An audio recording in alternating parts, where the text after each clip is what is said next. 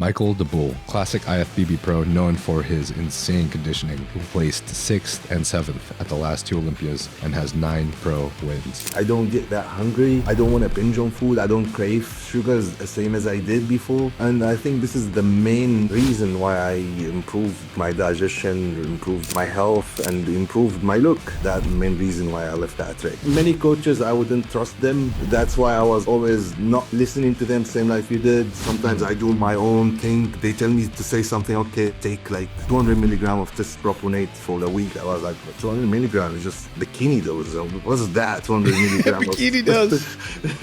So I was like, okay, I will take 600 with him telling me. I was like, and some other coaches will tell me, okay, take 1,500 of tests. Just way too much. I've never took that much. It's way too much. Yeah. The maximum I took is half of that amount. It's just, how can I take that much? Patrick too is the only one I listen 100% to. When I did the Ohio and Arnold UK, I brought the new chiropractor to stretch me as much as possible. So I was like actually over 5'10". Stress is the biggest problem in our prep. If you have stress, it will ruin your prep. That's why they always tell you it's a mindset. It's a mindset because your mind need to be clear that making you stress more than this stuff we are taking, because what we are taking will give us some stress 100%. Sure. So you don't need the extra stress. Steve Wimberger gave me the feedback that you need really more V-taper, so you need to focus a lot on improving your lats. I think I was doing 2 times back more than usual. I used always to train once. Since I did Dubai and I listened to Steve's feedback, he said, well done, you really improved your lats a lot. Your V-taper is much better now. You're much more dangerous than you used to be. For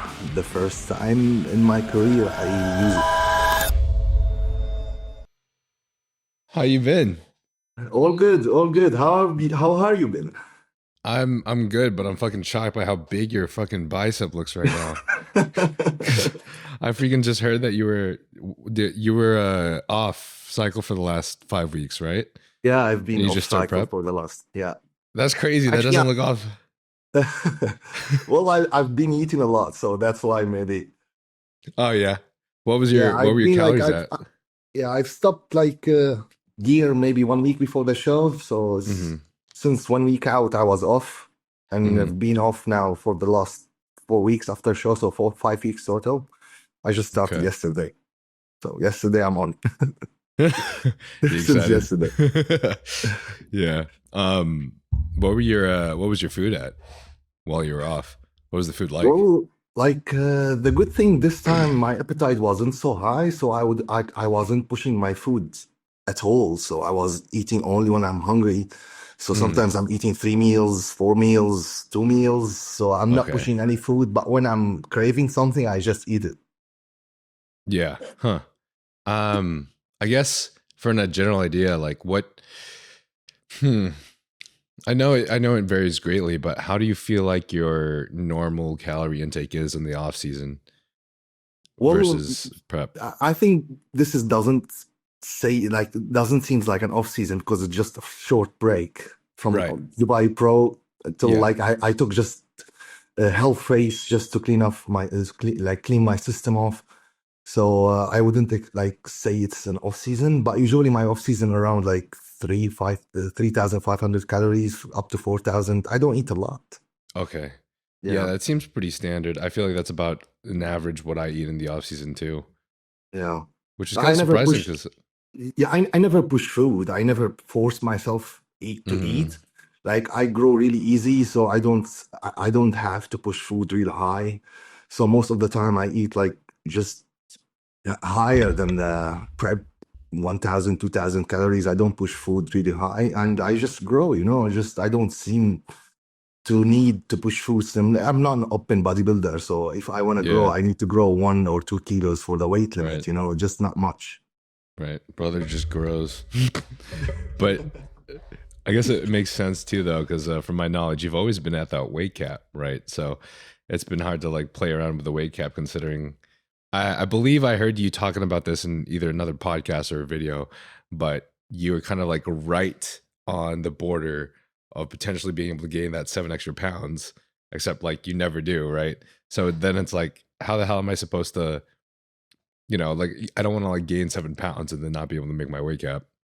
Actually, it worked out last year. So what I did When I was Mhm. doing the Arnold Ohio and Arnold UK in 2024, so what I did, just I brought with me a chiropractor just to stretch me out. So I was Oh, stretching my because nice.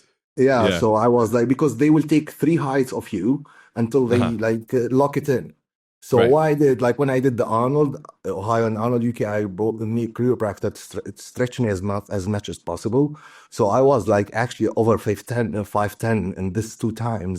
So I was like, okay, now I'm locked in because 5'10" two times they will not care about what the third time Yeah. is because they will take the average of your height. Right. So they at the Olympia they took the last time and I was as well over 5'10", so they locked it in. So now from now on, I don't need to measure my height. I just need to measure Uh-huh. my weight. So I know now for fact I got the 7 pound. That's why between the Olympia and Dubai Pro, I change a lot because they give me Yeah. 7 extra pound. That's fucking awesome, bro. Yeah, That's so because when I sick. when I did the Olympia, I was allowed my limit was 212, Yeah. and when I did the Dubai Pro, my limit was 219. Okay. Dude, I was actually wondering about that because I noticed that you I mean, sometimes I wonder if it's just in my head or so, but you definitely look bigger. And I remember their new little stipulation of having the average of two or I guess three different weigh-ins. And that obviously excites me too because I feel like I'm kind of like on the verge of I'm like 5'7.5", but sometimes if they count me just like half an inch lower, I'm pretty Hmm. sure it kind of puts me in a really weird spot of losing some weight that I Yeah, it's changed a that I lot don't because want. seven So pounds is really a yeah. lot. Mm-hmm. Yeah, Mm-hmm.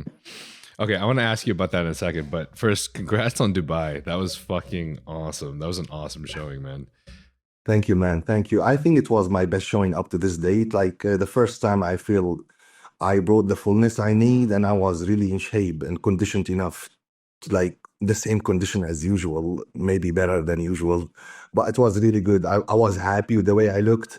The first time probably in my career, I feel happy with the fullness and like condition. Mm-hmm. That video you took with Nihat was also fucking filthy too. The reel Yeah. that you guys posted. That's insane. Y'all's chest Yeah, literally looks like bubbles. he's really insane, man. He looks phenomenal on real. Like he's big, he's round, his muscle bellies are so round. Like he's impressive. He's really impressive. Yeah. I don't even know how that's possible for a 22-year-old. It blows my mind every time. It's crazy. Both you guys have a crazy fucking physique. But how do you feel about that prep for Dubai? Since, obviously you consider it one of your best. Well, like it was the first time I prep in Dubai. I used always to compete to prep in UK. So I lived in the Hmm. UK for 12 years. So Hmm. last year, in September 2024, I moved like straight after the Olympia. I moved to Dubai, and it was the first time I prepped for real in Dubai. So it was really like made me stress free, made me happy. Everything was on point. Like it was easy. It was really easy. I didn't have to do. Usually, when I do prep, any prep, I start cardio at 12 weeks out. In Dubai Pro, I started cardio like 5 weeks out because I was really in shape, very close to the show. So I didn't have to push any cardio. And Hmm. usually, I do in previous preps, I used to do like 2 hours of cardio, like sometimes 3 hours, really. Jesus And Christ. yeah, yeah, and like this Dubai Pro, I had to do maximum 45 minutes, sometimes 1 hour. That's the maximum I did. So it was really easy prep, I would say. I was stress free. Like, likewise, my life was really good. So it all played to bring my best. I think Hmm. that's the main reason why I changed a lot because I was really comfortable going to this prep. Okay. What do you think were the biggest factors that made you feel comfortable first going to the prep? I think in Dubai they treat you really good and like you get a lot of sponsors doing that and that. Hmm. Like I used always to cook my food. I don't have to cook my food here, so Oh, food was nice. coming to me. So food was coming to me, so I saved a lot of time and it was tasty food, not the rubbish I cook. So I used to enjoy. I was enjoying the food I'm eating. And the gyms here are really perfect, man. Like Oxygen Gym or Venus Gym, like just two Mm. of the best gym in the world. So Hmm. it helped you to grow. It helped you to like not risk. doing dumbbells or anything. I was training only machines, and it made me like feel a lot better in my training. Like everything got better just by training those equipment. It's equipment I never saw in my life, so just was impressive. Really, really good. Yeah. Did you say only machines? Yeah, I do only machines now. Oh, no way. Why is that exactly? Well, it's like protect me from getting any injury. So it's like you're just Mm, moving the movement of the machine, so you don't risk a lot. Dumbbells, you need just to balance it, and it's really difficult sometimes. I right. used to go really heavy on dumbbells when I used to train in the UK. I was doing shoulder press for 70 kilo, like 150 pounds. It's really Oh, shit. difficult to get it up and keep Oh, doing yeah, because no shit. I, I lift heavy. I lift really heavy. Like whoever trains with me, they tell me like you lift really heavy, and I do lift heavy. I like lifting heavy, and when I start doing machines, I felt like my shoulders got better. It's just I'm comfortable with the way I'm doing it. I'm not risking a lot with doing dumbbells Mm, or barbells. I'm just doing machines, which is made me feel safe, and it made me improve a lot. okay. That's cool to hear from you. That's a good anecdote for me because that's something that I need to learn from you right now. Thank you. um, yeah, I mean, over the course of the last several years, like you don't, I feel like you don't really realize it until it slowly starts building up and building up and building up. And then you start seeing the same kind of issues with like the same joint just reoccurring over and over again. And you're like, I feel like this is something that I need to stop ignoring, maybe. 100%. When I was training in the UK, I always had like elbows issues, shoulder issues. And when I stopped training here and using only machines, it just changed my life, man. I don't Yeah. get injuries, I don't get pain. And here, like, luckily, I have like a couple of sponsors doing like chiropractic and physio. So it's just helping me a lot always to stay like injury Mm. free. Was there any moment though during this prep or even like slightly the off season beforehand where you just felt mentally taxed or you just felt like there was like some kind of situation that put you in a place that mentally felt like, man, am I actually going to get through this? Well, actually, I had some issues, like personal issues, and it put me down a lot. So I was really in bad place at the beginning of prep. So I Mm. felt, do I want to do Dubai Pro? But it's my hometown, man. I don't want to skip this show. I skipped it in 2023. I skipped it in 2024. I don't want to skip it here because I had to skip for the same reason, New York and Pittsburgh, because I was planning to do those both shows. And I had to skip it for that reasons, for that personal issues. Like I felt mentally I'm not ready. So when I start like prepping for Dubai Pro, I felt like, am I ready? And like it was like I was like 13 weeks out, and I felt mentally I'm not really there, but I wanted to push just because it's my hometown when I live, and a lot of families live here, like people I know, who people I care about, and I want them to see me. So I pushed through this. For the first 3 weeks, I was struggling a lot, and then everything went smooth. Hmm. Okay. Um, you'd mentioned for this Dubai Pro too, though, you didn't do cardio till 5 weeks out, and that you felt like that's because you were a little bit ahead, or you were just like, so what do you feel like is the key, I guess, for you? I mean, I know it differs per person, but I feel like I might be the same way. But do you feel like just starting a prep in a condition that's more ahead of like your normal standard is something that will benefit your mindset and like your entire showing in the long run? Well, what happened? I was prepping for Pittsburgh in New York, and just I had to Mm, pull out because my body wasn't responding as much as I want. So I was really close to be ready. So even when I stopped Pittsburgh Pro and the prep for Pittsburgh and New York, I felt like, okay, let me stay in shape as much as I can. So I didn't fuck it up. I stayed eating healthy. I stayed eating like low as much as I can. So I stayed really close. Like my limit is 219. I was like around the 230. So it's just like okay. 10 pound over the weight limit. So I Yep. stayed around this range. And then when I start pushing really hard, my weight start dropping really quick. And all I needed is just to, when I get to the weight limit, most of the time I'm ready. So I knew like if I hit the 219, I'm ready. So I was like 225 at 7 weeks out. So I felt I'm really close to be ready. So I don't want to push it really hard. And my shape was really good. So I felt, okay, let me take it easy. I don't need to do cardio now. Let me delay it as much as I can until like I got to 5 weeks out. I felt okay, I still have like 6 pounds and I need like more condition than this when I'm where I'm at. So I start like pushing cardio a little bit, and my body was responding really, really good. So I was happy with the way how everything was going. So just was 5 weeks enough. And I think same now for the Olympia, because I did Dubai Pro. I took break like for 4 weeks. And now I'm still really in shape. I'm not really fat this time. I'm still like 10 pounds over the weight limit. I'm off. So when I start getting, when I start taking stuff, probably my weight will go like for the first 2 3 weeks a little bit up.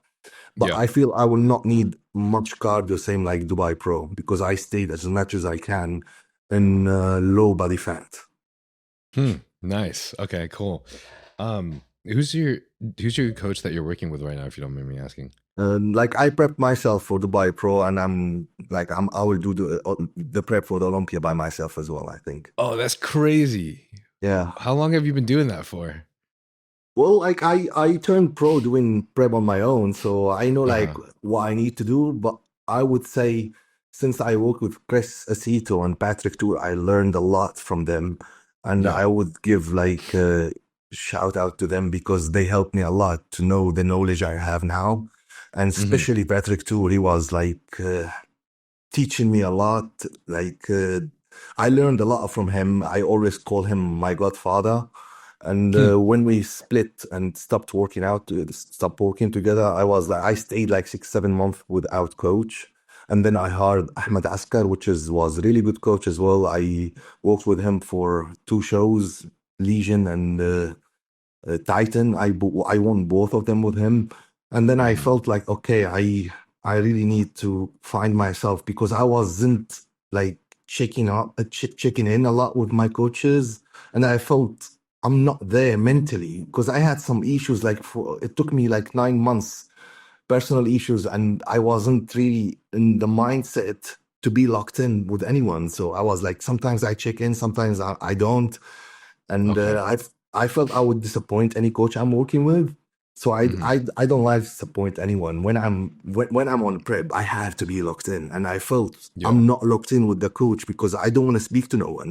I felt I want to just be in my space, and I don't want to be checking with anyone. I don't want to speak with anyone. I don't want to hear anything from anyone. So Mhm. I felt okay. Let me work on my own. If it works out, it works out. If not, I would consider something else. So when I start doing this prep, I prepped myself first for the Arnold by myself as well. So it didn't work out. I looked in the worst shape of my life. Uh, but I would say like I had some stomach issues. I had like colon issues. I couldn't peak right. I was really in shape 1 week before the Arnold. I was really happy with Mhm. the way I looked. I felt it was one of my best looks. But I couldn't peak properly because I had some colon issues. I was always bloated, always full, and I couldn't Yeah. like digest anything. My digestion was terrible. So I felt okay. I tried my best. If I was drinking water, my weight will jump. Like if I drink 6 liters, my weight will go up six kilos. I was like Wow. not pissing at all, and Mm. everything stuck in my stomach. So that peak week was really terrible. I tried my best to I took loads of diuretics just to get rid of the water. And that Yeah. show specifically, I never took like diuretics. Like most of the shows, I do it without any diuretics. In the Arnold specifically, because I was holding way too much water, I start like taking a lot. Not a lot by like saying like I'm going crazy. Just like maybe I was taking like for the last 4 days, quarter tablets of diazide for the last four Mm. days just to get rid of Yeah. the water, and I still like didn't look the way I wanted. Mhm. So since then, I say, do I need to hire another coach or should I just give it another run?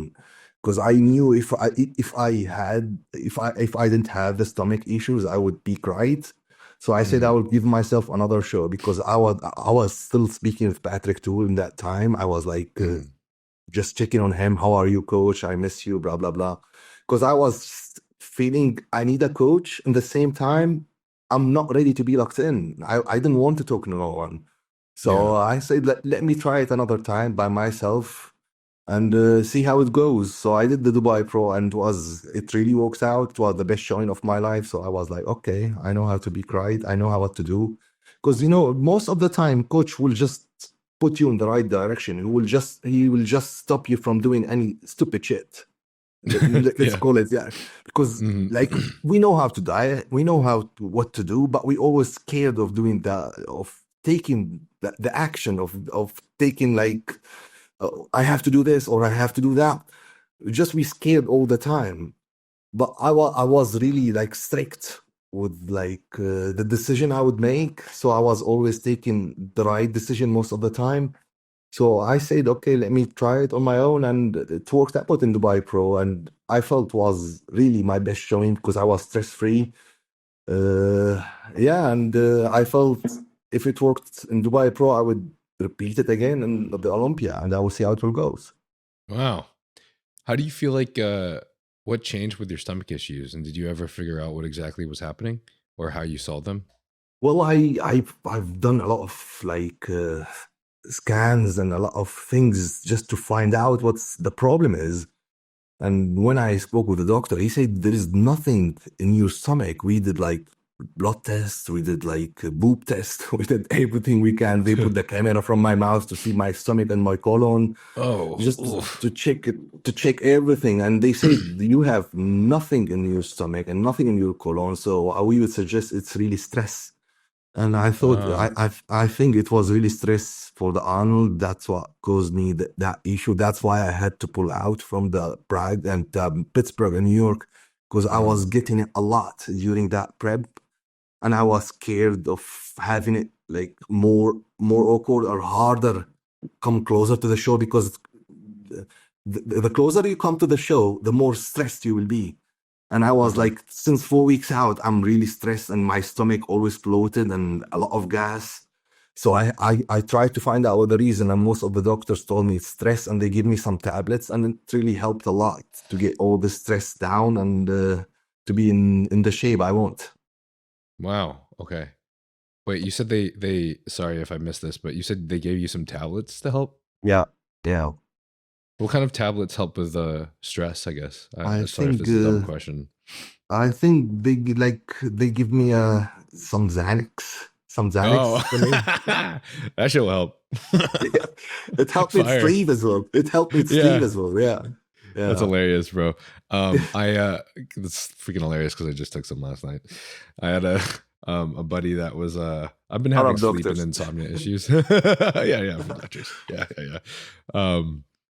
But they were like recommending like uh a milligram of Xanax and then like two Zoloft, I think, or I'm trying to remember what exactly what it was, but Zofrans.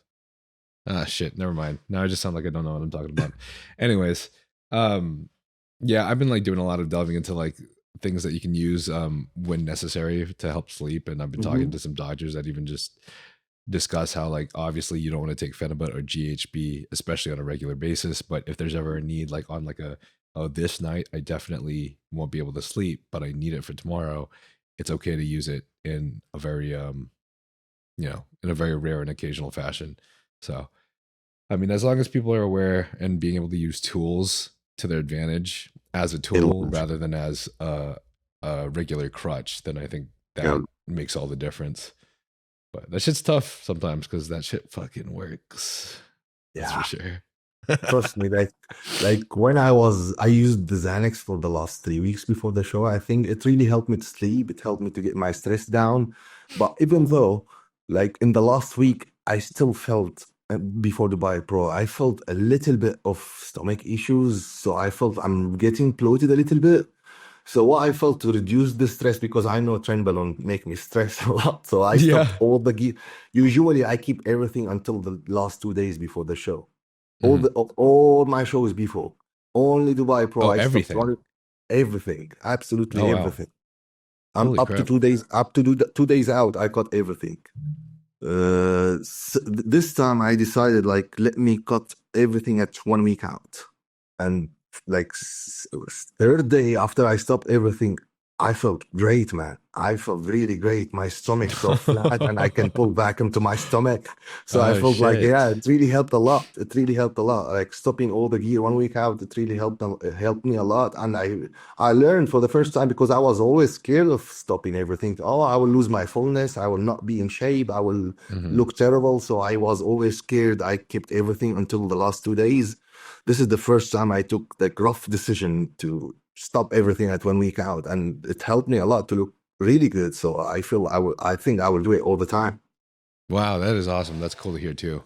It's another good anecdote to hear. I feel like most of the time for people, like, yeah, all keeping these in really does keep your fullness. But I think most of the time when people take it out early, whether or not it's inflammation or it's water retention from the actual mechanisms of the drugs themselves, Mhm.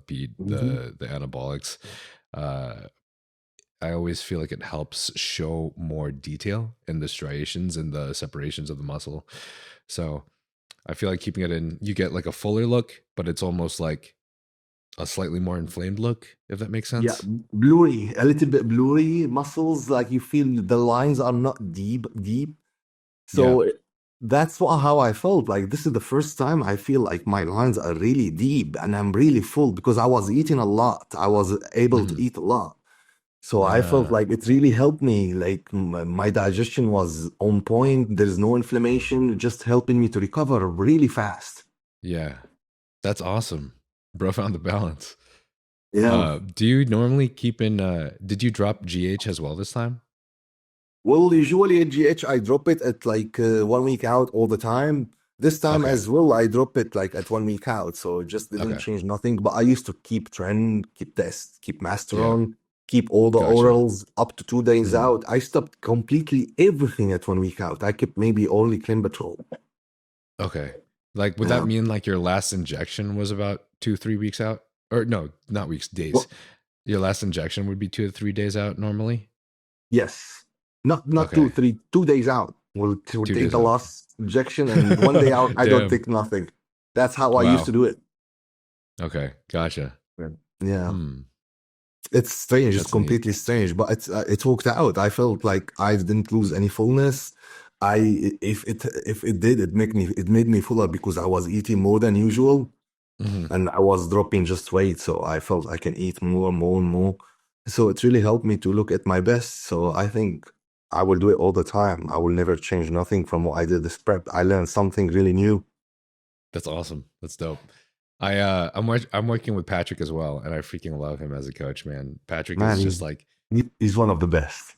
yeah, he's just the freaking wise grandfather, dude. Like my freaking Master Yoda. every time I send him like check-ins and stuff, he has some kind of wise like 2, 3 minute voice message to send back Yeah, that just makes yeah. me be like, it really helps for me at least. It helps for me at least. But yeah, I've been trying to express to him my concerns of trend as well, because I think like you, I tend to get a little bit more stressed out the higher the dose of trend and the longer that I run it, to the point where I'm getting like really, really mad at every single person that's on the road, which I feel like is just very illogical sometimes. But Yeah. um, I know that that's something for us to normally manage as we go through the preps and as we get to the end.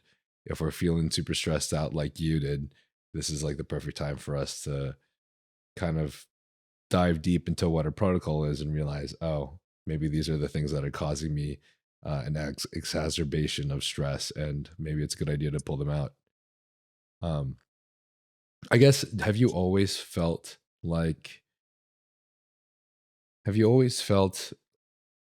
kind of just more, I'm trying to figure out the best way to say this, to be honest, because I think it's an interesting perspective that you have gotten to the place where you coach yourself. Because I think people like me, I have always wanted to coach myself for my shows, and since I was younger. And to be honest, when I did get my pro card, a lot of it was, I hate to admit this, like I really hate to admit this because this just fucking puts me on the spot and is extremely embarrassing. But I kind of just did half of this stuff myself, like, and then I did my coach's like gear protocol, but then I did all the other shit myself, low key, because I didn't completely trust him at the time, which is a long story. But with the coaches I had after that, they were always great relationships. And what I realized is I kind of overthink. In fact, I really overthink a lot.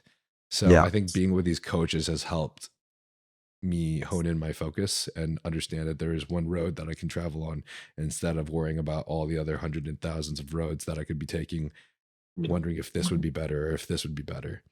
So I guess how do you feel like your mind works in this situation? Do you normally feel more like you know what's right for you and you know what you want to do, or that it's more of like the stressor of having to report to someone is more psychologically stressful on you than to be able to make these decisions alone? I think it's mix of everything you say. Like, I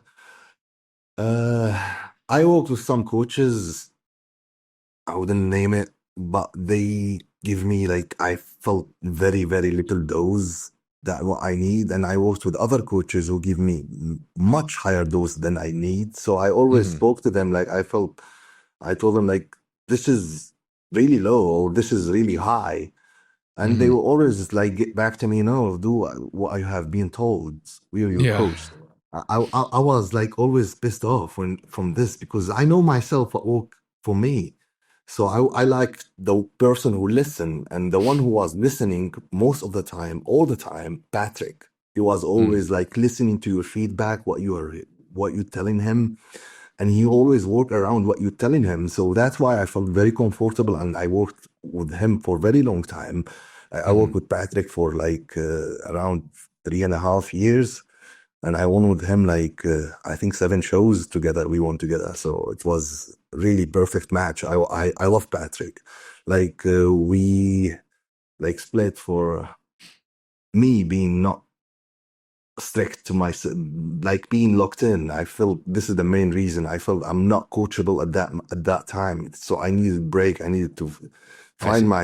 find myself again. So that's the main Mm-hmm. reason I left Patrick. Just not because I think he's one of, if not the best coach around now, Mm-hmm. and I love everything he does. He does really everything we need. He will follow you. Like if you didn't follow your diet, he will just like be there to punish you. If I was next to you, he will send you a message. If I was next to you, I will punish you right now. Punish you right now. So just stick to your diet. He was always calling me when I am not like on point, Mm-hmm. and that's we all need. So yeah. I felt like I was really stressed by not checking in to him because he was always like, "Why you not checking in, Michael?" I wasn't ready, mentally not ready, so that's why I felt that main reason why I left Patrick. Yeah, I but see. but as I say, like many coaches, I wouldn't like trust them.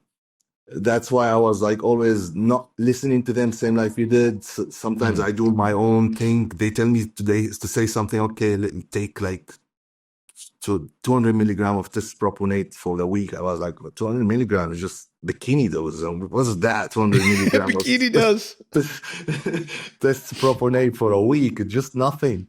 So I was like, okay, I will take 600 with him telling me. I was like, sometimes I felt the dose really low, and some other coaches will tell me, okay, take 1,500 of tests. It's just way too much. I've never took that much. It's way too much. Yeah. The maximum I took is half of that amount. It's just, how can I Right. take that much?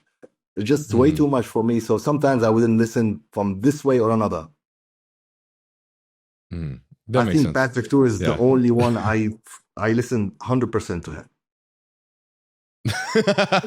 That's awesome, bro. I love that. Yeah, by far, Patrick and Kyle have been my two top favorite coaches and have been the best people I've ever worked with. So I'm Yeah. truly grateful for them. For the last year, I guess you have made a lot of changes, and I know from listening from your last conversations that I recall you wanting to focus a lot on your lats and your back width. Yeah. So I Mhm. guess now that you had this capacity to fill in 7 new pounds, what did you do in this last off season to prepare for the Dubai? I think I was doing 2 times back more than usual. Like I used always to train once, but since Steve Wimberger gave me the feedback that you need really more V-taper, so you need to focus a lot on improving your lats. And I was really pushing a lot my lats this since the Arnold to Dubai Pro, I had like 4 months to improve it. So I was really training it really hard. Uh, and I would say like for the first time in my career, I use insulin. I was using it only on back day Yeah. just to focus and push all the glycogen to my muscle, to my back muscle. So I was doing it only on back day. And it really helped a lot to improve my back and my lats.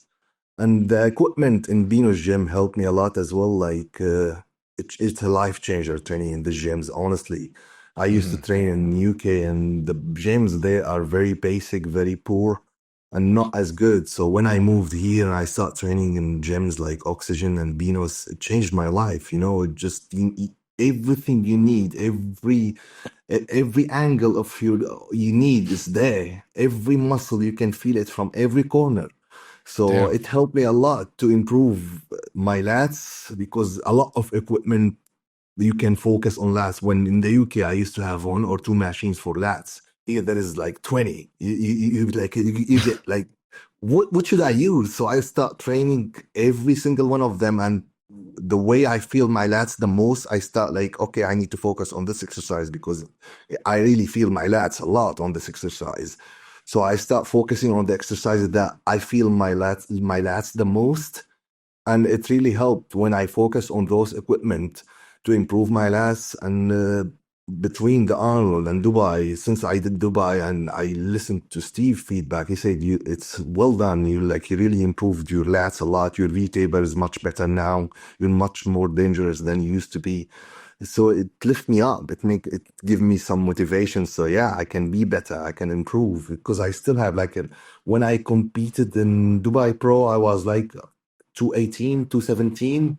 And I felt I can be a little bit leaner. So I can maybe push it to, if I would say, like, if I wanted to be like peeled to the bones, I would be 216. So yeah, I think I still have 3 pounds to improve until the Olympia, and I can put it on until then. Nice. And I think I can hit finally my weight limit until the Yeah. Olympia. Oh, that's sick, bro. Three Yeah. pounds all on the lats, baby, building wings. Yeah, I improved even my quads because my quads used to be my strongest point since Yeah. 2022, and I stopped training them a lot.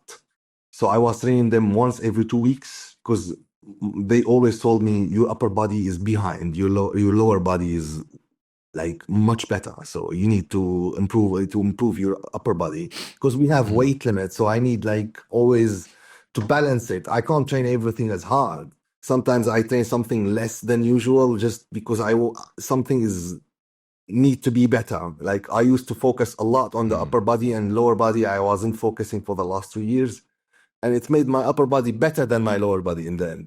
So I was like Yeah. pushing my upper body way harder.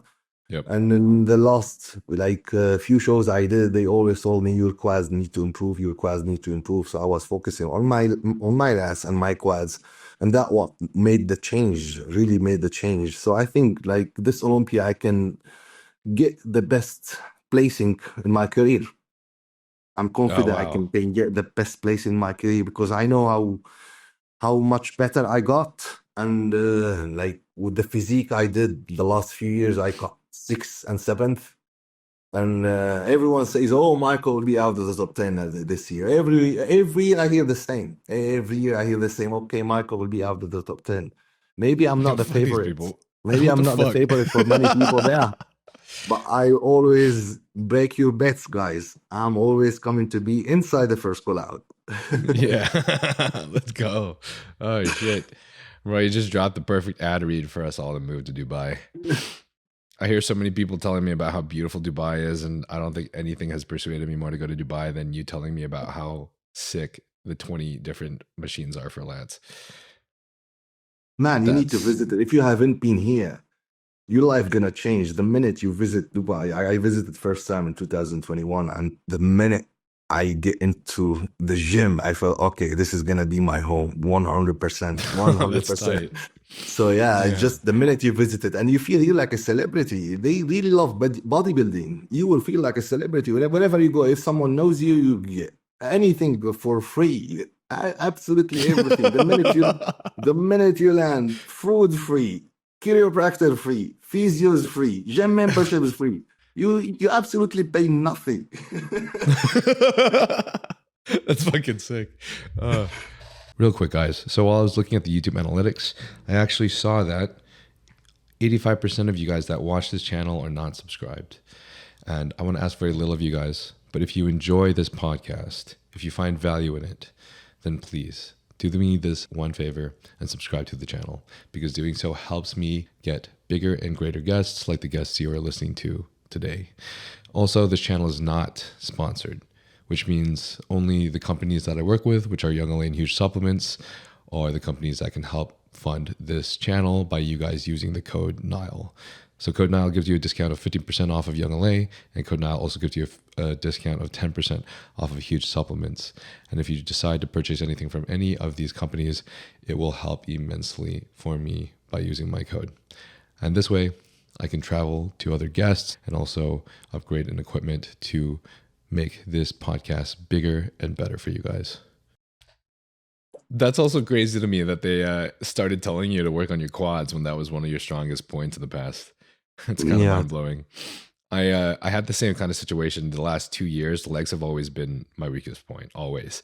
And the last 2 years, I just hammered legs as hard as possible, 2 to 3 times per week. And then I put upper body on the back burner, right? And I got a comment in one of my recent posts telling me, isn't it great when you realize that you're actually lower body dominant now? And I was just like, what are you talking about, bro? No, like, actually, your lower body is insane right now. You really Thanks, improved bro. a lot, your legs. Like, I think it's your strongest body part now. Oh, no way. I don't know about that yet, but I appreciate that, though, man. I really think it's your strongest body part now. Your legs is really the strongest body part. You don't have weak legs anymore at all. Mm-hmm. Thank you, bro. Appreciate that. I'll see how it goes. I do feel like my legs still have obviously we're going to we'll see what happens with Patrick. This is my first prep with Patrick, and I don't know how we're going to change the cardio as we get the 3 weeks out or anything like that. But I feel like I'm still prone to my legs flattening out first, as we get really, you don't lean. need to worry about that with Patrick, because he knows how much rest you need, how much recovery you need. Yeah. And he will get you on point. Which show are you planning to do? Shit, I don't want to tell anybody. I'm doing the Tournament of Champions, bro. Okay. So, I remember if you don't want to say it, cut it out. But yeah, it's 10 weeks out from now. And I remember last year, actually, one of the shows that I wanted to do in San Diego, you were actually doing it. So I got really happy that I just didn't go, to be honest. But I think you won first place at one of the San Diego shows last year. Yeah. So, but yeah, we're gonna do that show. So we'll see how it goes. But right now, Patrick's it's Legion, right? This year, it's the Tournament of Champions. Okay. They changed it. They changed the name. They changed the name because it was Titan. I think they changed it to something else, or before it was something, then they changed it to Titan. Like Is Titan it now? 3 or something? Yeah. I don't really know if it's the same show, because this one's September 27th. It's later, but the classic show, the only other classic show they had was earlier this year, and it was already finished. Okay. So, and this is what qualified you for this year Olympia or the next year Olympia? I have a feeling that it'll probably qualify me for next year's, but I remember last year when they had some shows this close to Olympia, they actually allowed the competitor to choose and decide which Olympia they wanted to qualify for. So that I have been told. When I won Titan, they told me you can choose to qualify for this year Olympia or next year Olympia. I told them I'm already qualified for this year Olympia, so definitely I want it for next year Olympia. Nice. Damn. Yeah. So I believe in Patrick right now, but obviously he still thinks that my legs need to be what we got to focus on. So right now, most of my highest carb days and stuff are still on my leg days, and I think that's going to be our priority in trying to keep that full and big until the show comes around, since this will be the first time I ever show off bigger legs for a show. So, but I appreciate everything you said because it makes me feel a lot better and a lot more comfortable as well. What were the exercises that you did for lats? Like, when you were going into that gym and you're like, okay, Mhm. all of these machines feel amazing. What would you say were the main exercises that you felt worked the best for you for your lats? And then I guess I your quads think as well. I feel the lats the most I figure out by myself, like that when I do something in reverse, when I do it normal grip, I don't feel my lats properly. When I do Okay. anything reverse, I feel my lats really, really good. So I start doing most of my all the machine actually I chose. It was reverse grip. I never did Okay. anything normal grip. So when I start doing everything reverse grip, it helped me a lot. And that was the main change I did in this prep than any previous one, that I start training everything reverse when I do anything about the back. Yeah. And I think this is the main reason I don't have like specific exercise or specific machine. Hmm. But if I chose a machine, it has to be reverse grip. Okay. Gotcha. How many sets per workout and how many workouts per week would you try to aim for? On my off season, I do 3 sets and I increase my volume a little bit. But when I start prepping, I start doing 2 sets only and with high intensity. Okay. How many Yeah, exercises of those would you 5, so say? 10 sets total. Okay. When I'm on off season, I do like 15, 16 sets. Damn. Is that Yeah, 15 to 16 per workout or yeah, per workout, per per workout. workout? Yeah, that's a lot of volume. Yeah, Damn. And I'm assuming you probably hit back like 2 times or 3 times per week around yeah, there two for times, two lats. times per week. I train Two my back times. twice. And Uh-huh. yeah, like when I'm on prep, I do only 10 sets of back, just Mhm. every time. So just 2 exercises, 2 top sets, and that's it. But when I'm on off season, I feel I have loads of energy and I just wanna fucking fuck the gym. So I just wanna train a lot. I just wanna train harder. So I start doing more volume when I'm in off season. Yeah, I'm the same way. Like, even though like my time just passes by when I'm doing it, for some reason I feel like my body's more capable of doing longer and high volume workouts. Like I just feel like I still have the capability to keep pushing. Mhm. And I think I've mentioned this before, and I don't know how much it's related, but I got my genetics done, and my one of my genetic predispositions said that I am basically more slow twitch dominant, Okay. and a little bit more impaired when it comes to the fast twitch fibers and power movements. So from that, I kind of, if I felt like that really aligned with something that I felt my entire life, which was that I tend to feel I respond to higher reps and higher amounts of sets than other people. So just something that I keep running with. But I feel like the fact that you're doing like 15 sets, like you're doing like a total like 30 sets for your back and for your lats per week is pretty crazy. I feel like Yeah, you might learn. I feel like I can push a lot. And I feel my back much more when I do more volume. I think it's still a bit too much if I didn't eat right, but in off season I eat a Yeah. lot, so I feel like it's enough to recover. Yeah. That's why when my food drops, I drop my volume. Even I want more, but it's just Hmm. not about what you want. It's just about what you need most of the Yeah. time. So I feel in the prep I need lower sets and Hmm. lower volume. But in the off season, I just want to enjoy the workout, man. I just want to Right. enjoy the workout the way I want it. So. Hmm. And I feel it works out really well when I do the high volume. Like 15 sets doesn't feel it's a lot for me. I don't feel much so sore after the workout. Hmm. So like sometimes I feel on my legs when I do this high volume, I feel like my legs are sore for 4 or 5 days. So I feel Yeah. this was a lot. I feel this Yeah. was a lot. Yeah. uh, yeah. Same. Because you shouldn't be like sore for 4 or 5 days. It should be 1 or 2 days. So Hmm. if you get sore for 5 days, that means your workout was really high volume. You need to reduce your volume. So I just listen to my body most of the time. And but I enjoy training with high volume. So that's why I love it. I love doing more sets, more reps. And this is the way I enjoy my workout. And the off season, I feel if I didn't enjoy it, I will feel I'm just doing it for the sake of doing it. I just really want to enjoy training. And the way to enjoy training for me is just doing more sets and more volume. And that's why I enjoy it as much as I can, the off season.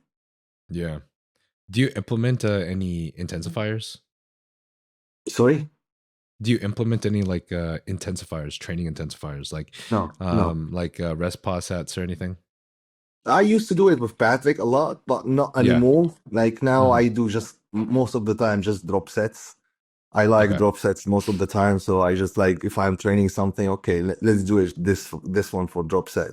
But when I'm on prep, I do like actually I start doing those stuff more. But in the off season, I just don't want to suffer. I just want to enjoy the training.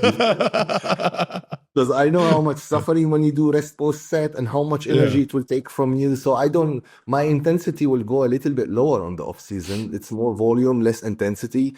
It will switch Uh, exactly the opposite when I start doing prep. oh, that's cool. That's interesting. Yeah. I love that you said that.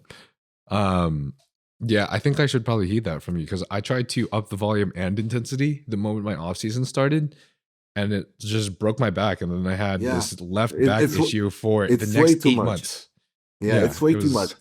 Like that's why I try to enjoy the workout really in the off season. So I don't really like try to go to the gym to get fucked. I just want to go to enjoy it. I still Mhm. train really hard, but I Right, don't of feel course. I'm like pushing 120%. I push like Yeah, like you're actually killing yourself. 95% of my maximum. Like, you know, but and on prep, if I have to push, I will push 200%. Just I as much as I go all in. When I'm on prep, Mhm. I go all in. But when in the off season, I take it really slower. Because as Mhm. that classic physique, and I'm right on the weight limit, why do I need to push that hard? Mm. And to Yeah, build that muscle that I will lose when I start prepping. true. Because Yeah. if I build so much muscle, I'm gonna lose it because I have a weight limit and I need to hit it again. So it Mhm. doesn't make sense. If I was an open bodybuilders, yeah, 100%, my off season need to be as hard as the prep. But because I was always for the last 3 years right on the weight limit, so I didn't feel I need to push that hard to increase much more muscles to get much bigger. Because I'm Mhm. right there, I'm right on the weight limit. Okay, gotcha. You know, How does your diet normally look like during prep? like I eat like 5 meals a day, most of the time 5 meals a day, sometimes four, sometimes six, depends how I feel, how prep goes. Like in Dubai Pro, I start my prep doing 4 meals, and then when I start getting hungry, I made it 5 meals, just maybe same calories, just split it to a different to more meals. Yeah, but usually my calories intake between 2,300 to 2,500 in Dubai. This is I'm not talking about previous prep because I used to go insane. I used to go like to 1,600 calories. It was Ugh. really low. I used to go very low, man, very very low when I used to be UK. I think my metabolism got much faster in the UK in Dubai. I don't know if it's the heat or because I got like my mind is comfortable now, so maybe that made my metabolism faster. Right, But yeah. I feel in It's the Dubai, I free start food. like eating more and getting leaner faster.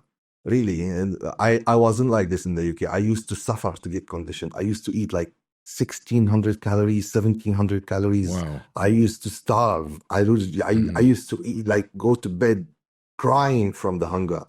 Like here, Yeah. I feel much more comfortable. I'm eating more. So now, like last prep in Dubai, I don't think I went under 2,200 calories. Not at all. Do you feel like there was a do you think there was any potential new compound uses that may have contributed to helping that as well? Like, have you I don't think experimented at all so with the because I retatrutide or? I was using the same brand here or UK from steroids, let's say, same dose, same everything. Nothing changed Mhm. except the country. Okay. And you haven't Yeah. experimented with anything like retatrutide or anything like that, have you? No, no, not at all. Mhm. Yeah, No. I feel like the retatrutide also would like if you're already having some digestion issues.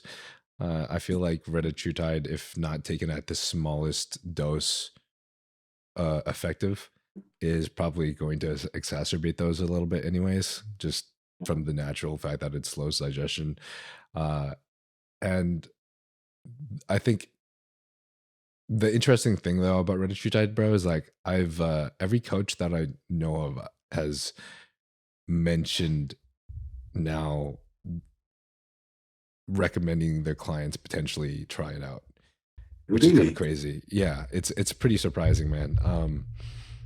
I think there was a lot of coaches that were maybe at first against it when GLPs first came out, and then slowly were just like, I don't know, at some point afterwards. Now it's to the point where I think I know a lot of coaches that have implemented it even at very small doses or micro doses with their clients and have seen decent results from it, which is surprising. But I think the key is to making sure that you're dosing it properly and low, because It if you're will doing it slow low, down that because it slowed down the digestion a lot, and it just make you not hungry at all, right? yeah, if you're taking it at a big dose as well, or like the problem in my opinion is it's kind of just like when TRT first came out. All these doctors were recommending you inject yourself like once every 2 weeks or once every week or something with a big ass bolus dose, which obviously is not optimal, right? Mhm. Like, it's prefer that you do it maybe twice a week, maybe even 3 times a week if you want to be super, super optimal. For this, I think it's the exact same thing. The standard right now is like a big ass bolus dose once a week, which I'm not really sure why, because then only half of it is in your system by the time that you're about to inject again. So you feel the difference of, like, first, some people will feel incredible nausea the first day and have issues being able to eat anything. And then on the last day, people can sometimes get pretty hungry for more than what they have on their plan, for example. So it just makes a lot more sense to do these in like a microdosing fashion, like every other day, for example. And if you're doing it at a very small dose every other day, for example, or even just twice a week, Mhm. it kind of just like blunts the hunger signal a little. And then also, because it's retatrutide, um, it retatrutide specifically will also help manage your blood sugar levels better than tirzepatide or semaglutide as well. So it's another kind of good thing that it kind of helps manage your blood sugar, especially when you're already at such a low calorie intake and a low carb intake. Mhm. So it's interesting stuff, but I think it's just a tiny little cherry on top, I'd say. But Yeah. if there's anything that helps the most, it's definitely managing the stress that you've managed, for sure. I think managing the stress helped my metabolism get the best. And I think I tried this one like after the Arnold, the one you're talking about. Just I tried it in I think in higher dose than I supposed to take. I tried it on my own experience, and I felt really sick. I felt really really sick. I couldn't eat at all. I couldn't eat at all because I Mhm. just wanted in my 3 pound. I don't want to binge on food. I don't want to eat. I don't want to eat a lot, and I Mhm. couldn't eat at all. I was feeling just I'm gonna throw up. I'm gonna throw. I Yeah. felt I took like I took overdose, and then I said no no no, this is shit. This shit is not for me. Yeah. Right. Yeah, Dude, it's so fucking easy to do that too with this shit. I'm just like, why are these guys I recommending think such I a took one milligram, one yeah. milligram of yeah. It's just that I felt it was too much because I felt It's like the next day I was sleeping and I felt like I'm gonna vomit. Am I pregnant or something? I feel I'm gonna vomit. Yeah, it's and then crazy. I link it. It's because of this shit. So I never tried it again.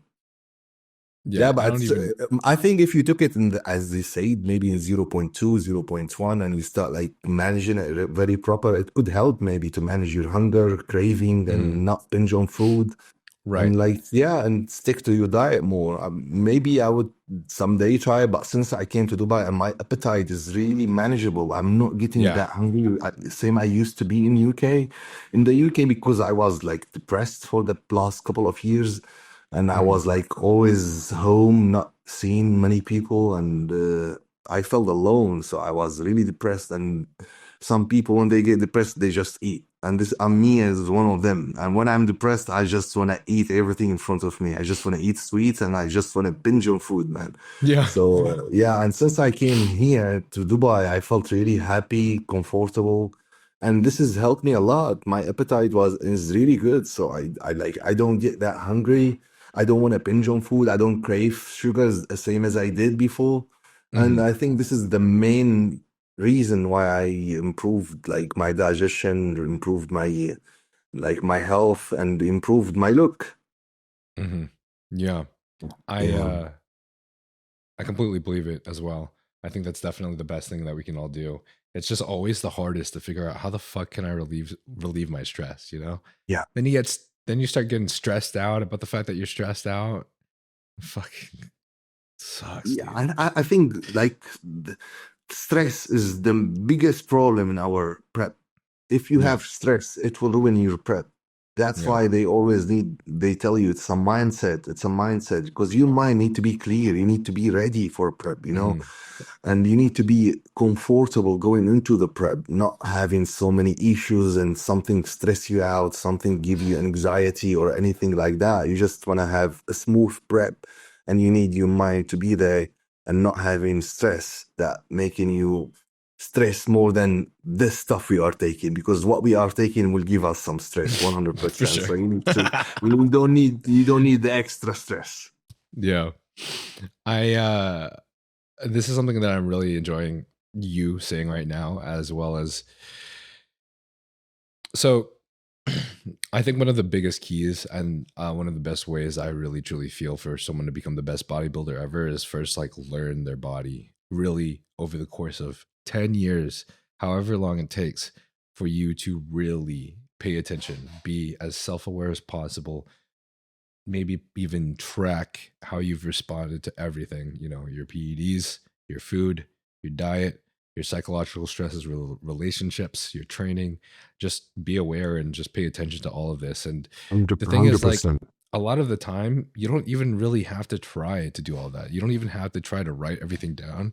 Like, as you understand, as you just do it for longer and longer, the more time you have bodybuilding, the more practice you have in any sport, the more experience you have, you learn how your body reacts. You become more self aware naturally.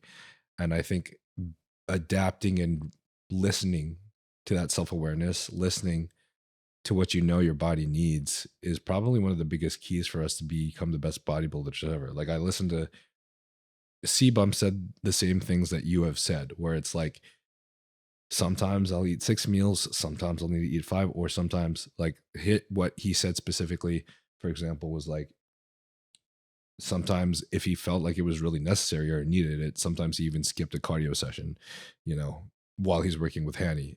And this will be due to variables such as like, I'm ahead or I'm really dry, but I'm actually really exhausted and fatigued right now. I can tell that if I add this cardio and it's going to increase my fatigue and it's going to make things even more difficult for me. I feel like this is a good time for me to back it off. And this is something that your coach doesn't feel. This is something that 100%. you have to end up communicating with your coach. And then hopefully it's one of those good relationships like us and Patrick or Chris and Hanny, where they listen and they're like, okay, you're right. Like, this is what you need. And I think that's where it really comes down to is like, you don't always have to follow the cookie cutter plan, or you don't always have to follow the strict plan of doing the exact same thing every single day, because you're going to have to adapt. You're going to have to Yeah. adapt to how your body is, because we don't know exactly what we're doing. Like, we don't know exactly what our body needs. We're just throwing darts at a dartboard and we're getting closer to the bullseye every single time. So, 100% I agree. When I used to work with coaches, like when they tell me 1 hour cardio, it's 1 hour cardio, I will do it, die or not. But when I was like doing prep on my own, I was like, okay, my goal is to hit a 1 hour of cardio. Sometimes it's not because I'm lazy, because I feel so fucking exhausted. I can't do no more. I feel mhm, my legs are sore, and I feel if I did more, it just will ruin me more than it helped me. So mhm, I was sometimes doing 50. Most of the time I was doing the 1 hour, but sometimes I feel I'm totally dead. And this 1 hour, if I will do it, I will feel like I will feel terrible for the rest of the day. I will not have a good workout. I will not have a good day, and I will have a terrible day. Just because I'm doing my cardio in the morning on empty stomach. If I did yeah, this 1 hour and I finished it off, my workout will be terrible next. So why would I like just to do this 1 hour of cardio to ruin my workout? No, my workout is more important than the cardio because I would burn more calories there. So sometimes I was doing like a 40 minutes, 40, most of the time I was doing the 1 hour, but sometimes when I felt my body is not there to do this 1 hour, I would just mhm, skip the whole cardio or do 40 minutes, 35 minutes, whatever I can, so I can go to my workout not feeling dead in there. Most of the Hmm. time I was finishing my cardio, but sometimes, yeah, as you said, I would skip it. I would do 30 minutes, 35 minutes, and it worked out. And like when a coach will tell you eat a 6 meals, when I was being coached, okay, I will eat this 6 meal, die or not. But now when I was doing it on my own, I was like, sometimes I would skip a meal, the whole meal. Hmm. I'm not hungry. Why would I eat it? Just I'm not hungry because I'm eating like let's say it's 5 meals, total of 300 gram of protein. My goal is just to hit my protein. But if I didn't hit my meals, let's say I ate 4 meals, I still got 250 gram of protein. I'm not gonna lose muscle eating 250 gram of protein. So I would Hmm. skip the whole meal sometimes. I would skip the whole meal. I feel like when I skip the meal, I woke up the next day, okay, fucking, I'm not much leaner because I skipped one meal. Just Yeah. because you skip one meal, it's 600 calories. I just ate 500 calories less than usual, and I woke up the next day much leaner. Hmm. So I was doing this a lot. Sometimes I'm not hungry, so I don't eat the meal. I just skip it. I heard so many bodybuilders, no, you shouldn't skip your meal. You will get flat. You will get small. I was skipping a lot of meals, honestly, because I'm not Hmm. hungry. I write down my plan for myself. It's that 5 meals of, let's say, 2,600 calories. And sometimes I don't feel I'm hungry, or Hmm. I don't need to eat it. I just ate Right. 4 meals and I'm full enough. So I just skip the whole last meal. And I Right. wake up the next day much leaner. So it's not like a book that you need to follow to the dot. I feel just Hmm. you need to listen to your body. You're not hungry, you don't need to push food. Maybe some people need to, but for myself, it worked out that way that if I skip meals sometimes, or if I eat one more meal sometimes, it just doesn't make any difference. You just need to listen to your body. That's the most important thing. And Yep. as you said, if you don't have a coach that will listen to you more all the time, this is not gonna happen because coach need to listen of what your feedback is, and he will fix your plan accordingly.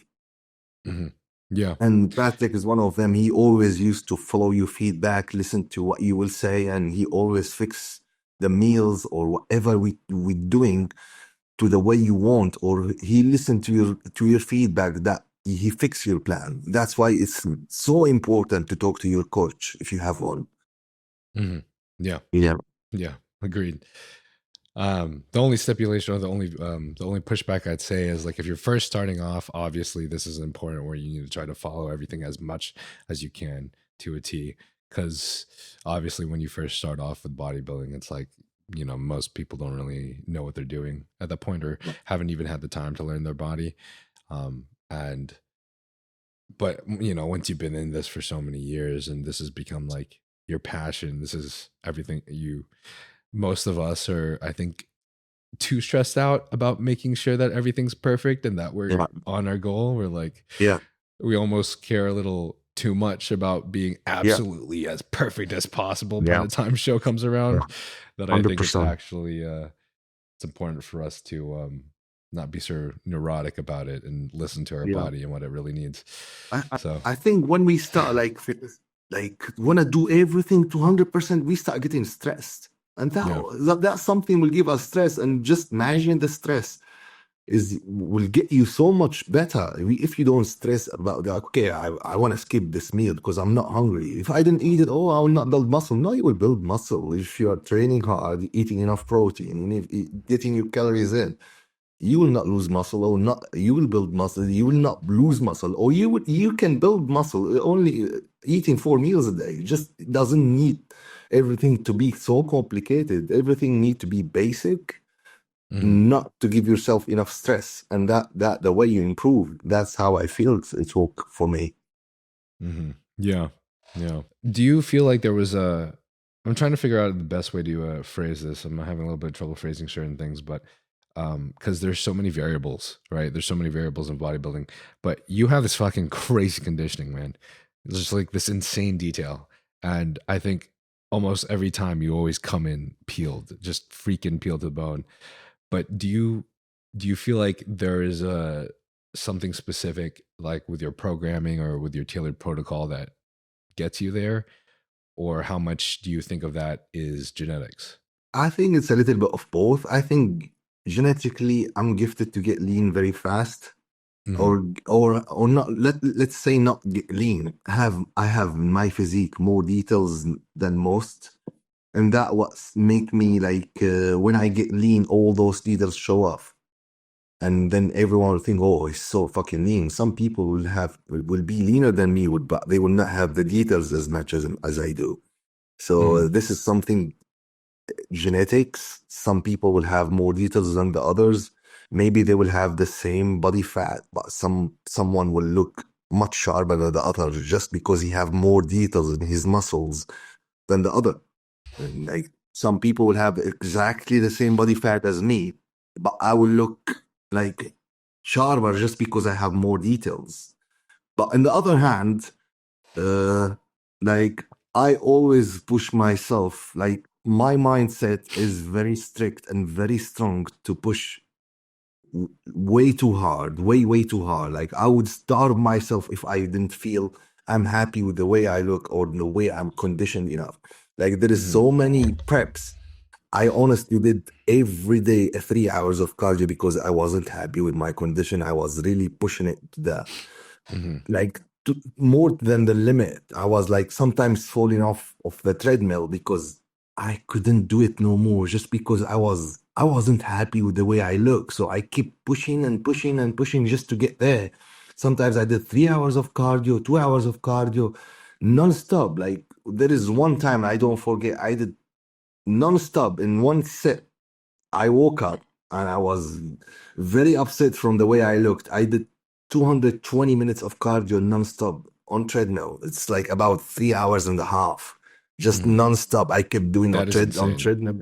It's just I just wanted to get there. It's just the mindset I have.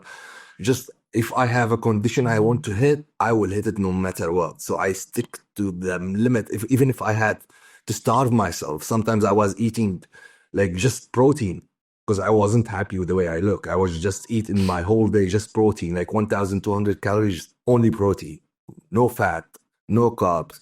Would starve myself just to get to the condition I want.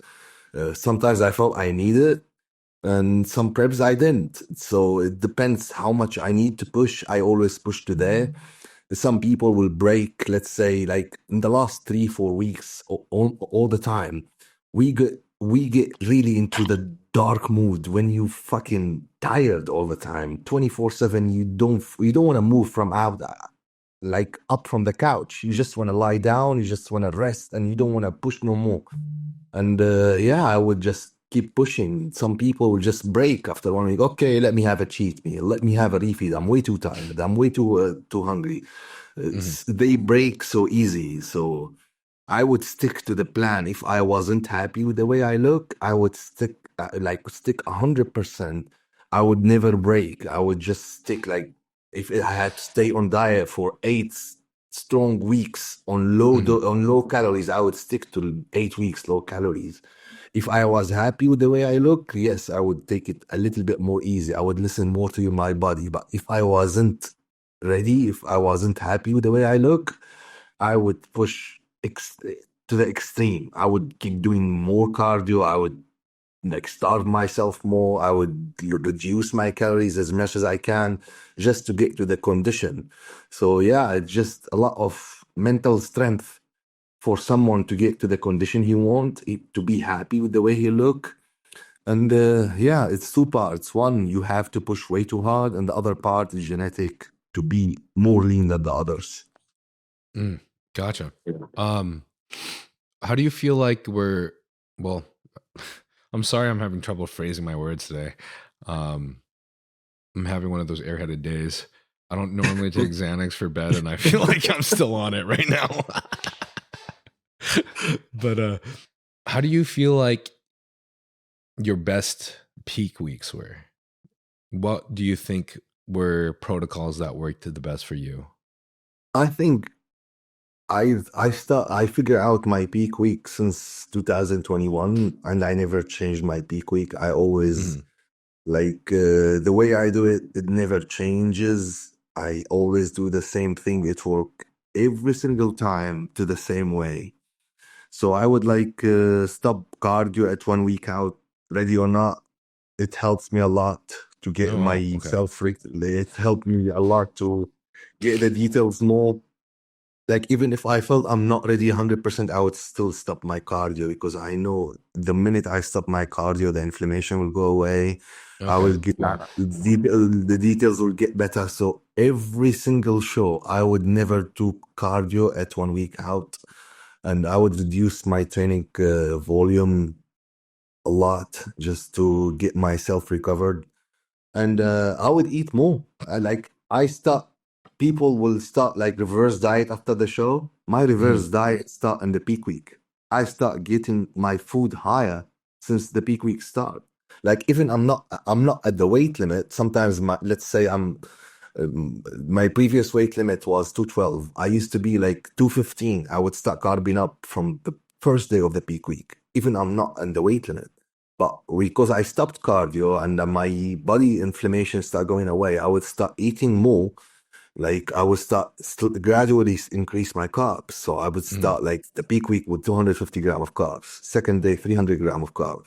Third Wow. day, 150 grams of carbs. Fourth day, 400 grams of carbs. Until I reached to 2 days out, my carbs at the highest, which is 600 grams of carbs a day. And that way, every time it worked out for me. Every time I do the same thing for the last 5 years. And Wow. I'm always spot on. Yeah. So I'm always starting my peak week with higher carbs. Like, let's say my usual diet is 120 grams of carbs or 150 grams of carbs. Straight away, when I start the peak week, no cardio, carbs start at 200, and it's just go up from there. Just go up from there. That is Yeah. dope. Yeah. Okay. So I always did the same thing, and just like salt stay the same. I don't change nothing. Water stay the same. Only at 1 day out, I would say like my water will decrease by like 40%. My salt will decrease by 50%. Only in the last day before the show. Okay. Only the last day before the show, I would decrease my water. I would decrease my salt. It works every single time for me. And I feel since the day I start peak week to the show day, I changed by 30% to get better, to be better.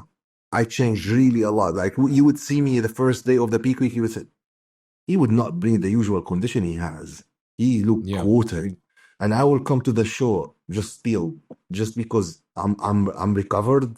The inflammation went away. I feed myself enough, and I know when to cut the water and when to cut the salt. Sometimes I don't cut it at all. Sometimes I just keep it all the way in, salt and water, because I feel I don't need it. I'm just happy with the way I look. Sometimes I feel okay, I'm a little watery, so I just drop the water, I drop the salt, and I just wake up much better than the day before. Wow, that is awesome.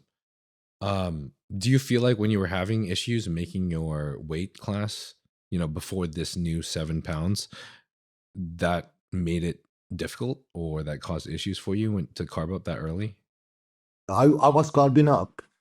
So sometimes, like, let's say I start carbing up at 215 and I need to be 212. I will will not be scared. I will keep carbing up. The first day, let's say I went to 216. The next day I was 214. The next day I was 214. I'm getting closer. I'm not the weight limit.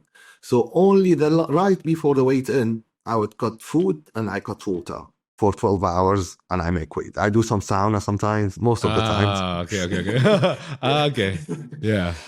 Yeah, but I would keep my food high and I would keep my water high until like 1 day out from the weight in, I start like, okay, I need to make weight now. I'm 2 pound or 3 pound away.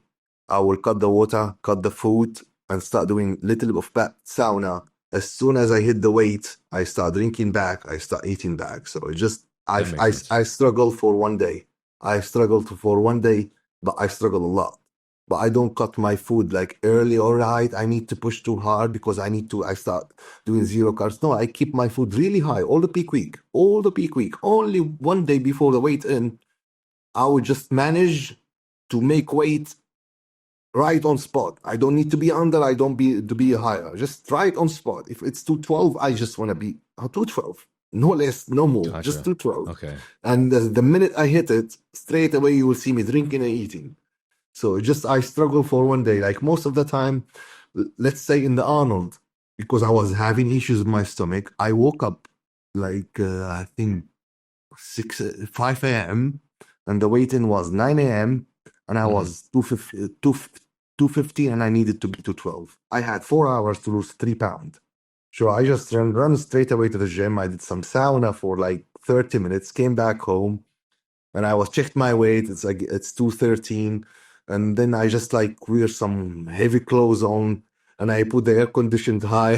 Just I lost the last 1 pound like by by by just like 8 a.m. I was right on spot, 212, and just went to the check-in, made the weight, and start drinking back again. But I was like, even before the day before, I knew I'm gonna be heavier, so I was just fasting. I fasted Gotcha. maybe for 18 hours total. So I fasted 18 hours total, and I just made weight and start back on it again. Hmm. But That is I awesome. don't, I always start my peak week with high food. I never like starve myself. Peak week should be, for me, it's relaxation week. It's always Yeah. relaxation week. I don't train hard. I don't do cardio, and I eat much more than usual. I feel like the sauna thing honestly always helps so much. And that's the problem I used to have when I first started bodybuilding back when I was when I was doing my first competition, like 20 years old, 21 years old. Uh, my idea was like, oh man, when I go to these festivals or raves or events or something, or like parties or whatever, I'm always so much leaner and drier afterwards. So my idea was like, I'm gonna like emulate that through cardio and just like cardio myself out and sweat as much as I can to get as dry as possible. And the thing that I never really like, now that I understand how my body works more, I'm like realizing just how much stress that put on my body. And in turn, if you really want to, the sauna is just such a better way for you to just relieve some of your water weight than to freaking induce yourself to hours of cardio. And I think that's the thing that I had to learn, and I don't know why it took me so long to learn, but yeah, I think your peak week plan really reminds me of, I don't know if you've heard of 3DMJ, the 3DMJ coaches back then. There were a bunch of like natural bodybuilding coaches.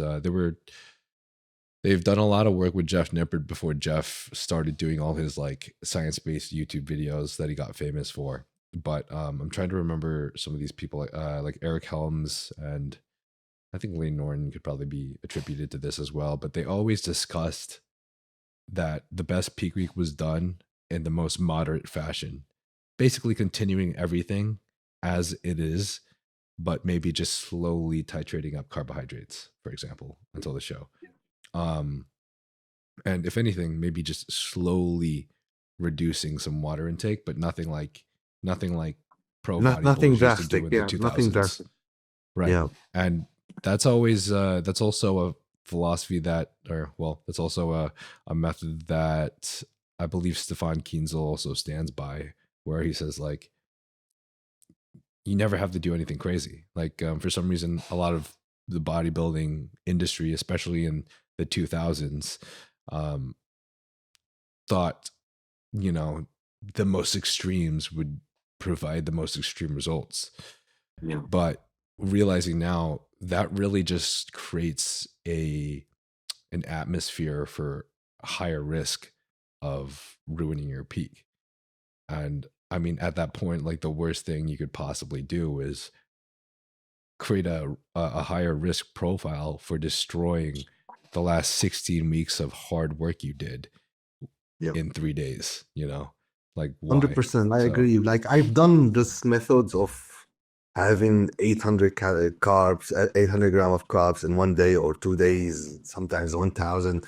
I just feel hit or not. Sometimes it hits, sometimes not. Sometimes you look better, sometimes you look worse. So just mhm, there is not like you're always risking because you don't know what the result's gonna be with having too much food. Because when you're eating that much food, you don't see yourself like the way I would look myself when I was start my peak week. After every meal, I'm improving. But when I was pushing so much food, you need to eat so much and then take some diuretics and sleep and wake up. Okay, let's see, worked or not.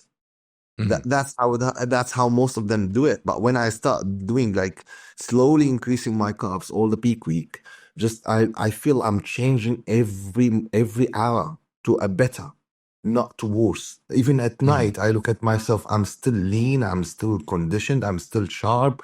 Like every day I'm looking like 2% better, 2% better, 5% better. So come closer to the show. The first day you saw me from peak week to the end of the peak week, you will see like I improved by 30% by just recovering well, resting enough, and eating more, and not doing Mhm. anything stupid or drastic. Just my food never gonna change.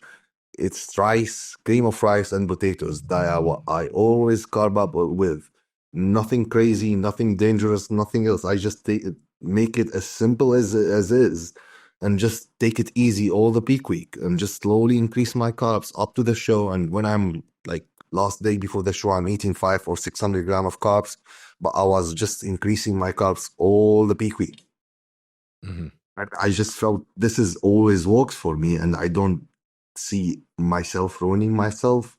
Mhm. And every time I'm looking much better than I started. So I know it works for me.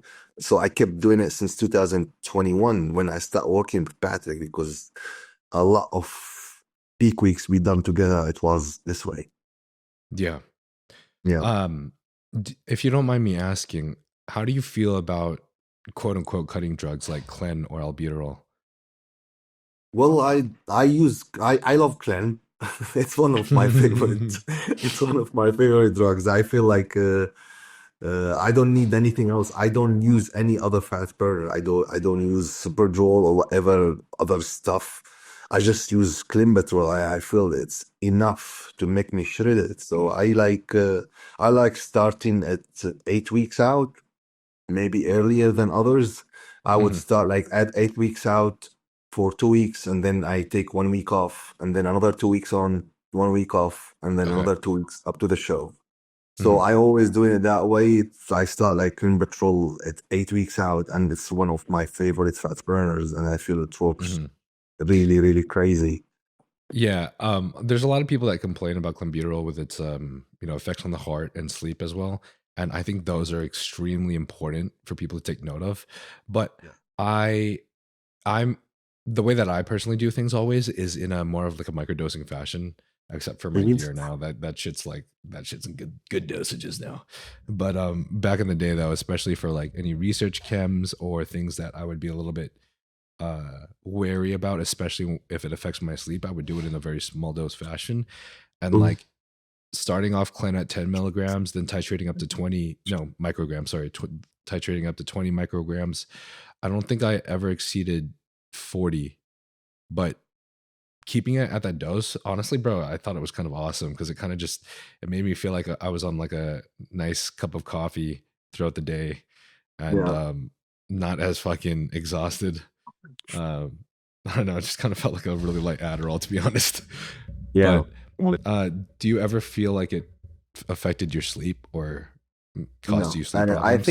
think Clean Patrol. That's why I started a bit early, because I don't feel it affect me at all.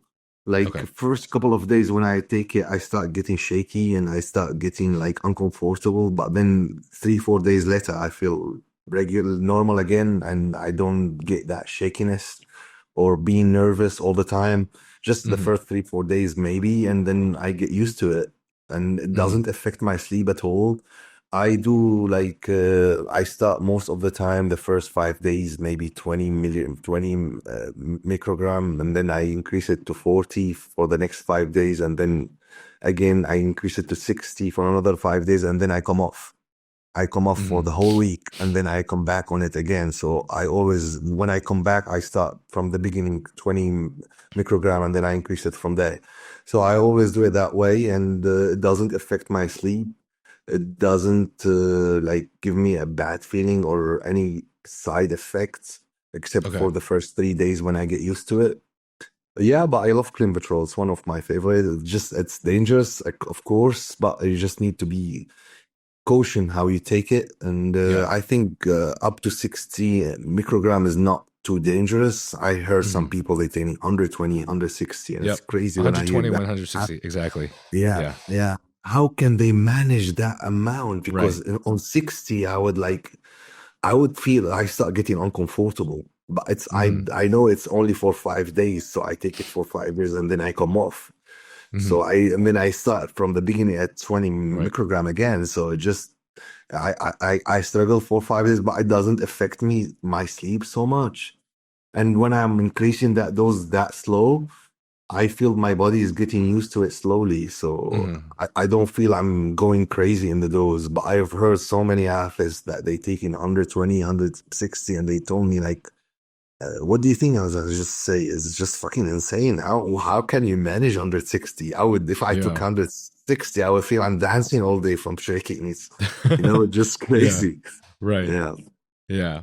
I know that everybody responds differently, and there definitely will be some people that maybe have like, say, a slower, well, have maybe like a faster metabolism of certain drugs and may be able to tolerate those. But I know for a fact there are a lot of people that will just take the higher dosages without doing some risk mitigating or evidence-based type protocols, like you were stating, where you manage your markers and you're managing your fatigue and you're managing your side effects by titrating your dose up and then coming off if necessary, and then try titrating your dose up again and then coming off if necessary, just so that you're never having to go to those places where, like, even even in the sense of like caffeine, you're drinking 800 milligrams of caffeine per day, right?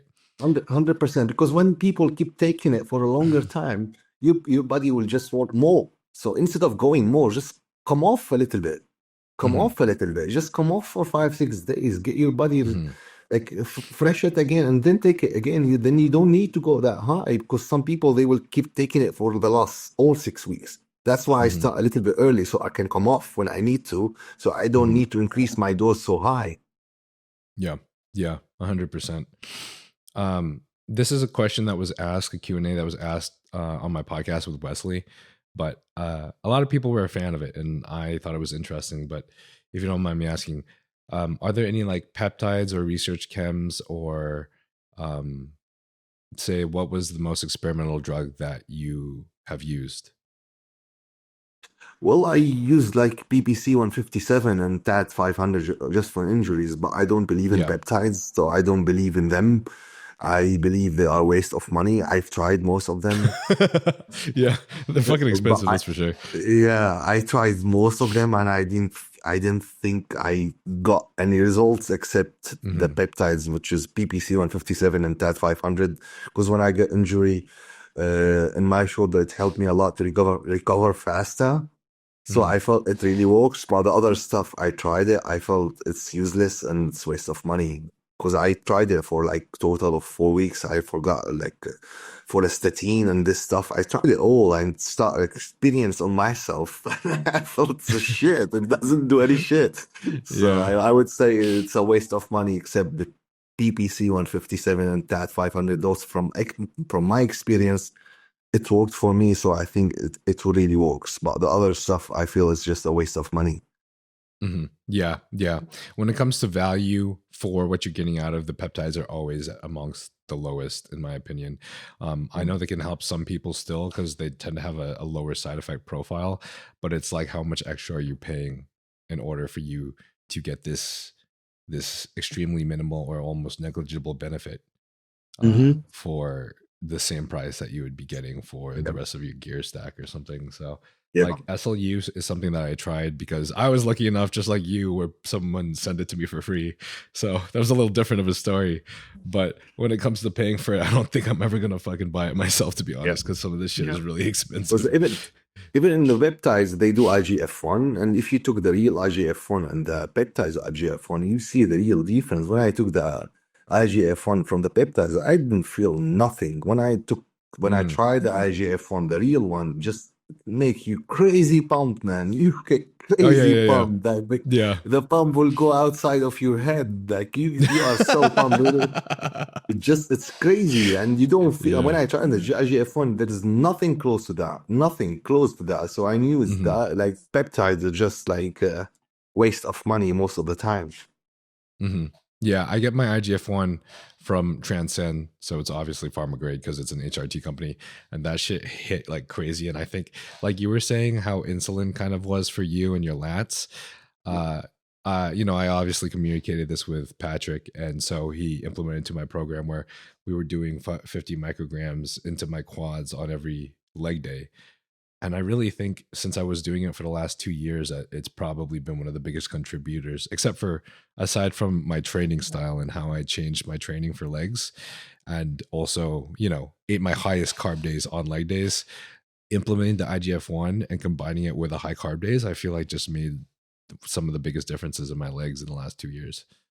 So I don't know. Yeah, it's crazy. It really works. It really works. It's expensive as fuck, but it really works. Yeah. I need to get myself some cancer screenings now, though, just in case. If you feel like any of the medications that we spoke about today may benefit you, such as BPC 157, GH secretagogues such as Tesamorelin, IGF1, oxandrolone troche, Semaglutide, then you can obtain these from Transcend HRT, and the link for that will be in the bio. If you feel like you're experiencing symptoms of low testosterone, such as depression, anxiety, lack of motivation, as well as lack of sex drive, then you can get this checked out as well by getting your blood work done at Transcend, and they will provide you expert medical analysis. Transcend HRT has worked with many professional bodybuilders and pro athletes, such as Thor Bjornsson, Phil Heath, and Jeremy Buendia. And if you feel like this podcast has any relevancy to you, I do believe that this clinic will provide of great benefit to you as well. How's the prep going right now? Now that you just started. I started yesterday, so until now it's great. I enjoyed the last 3 weeks. I was eating whatever I want. Like I was still eating low because, as I said, my appetite is not so strong.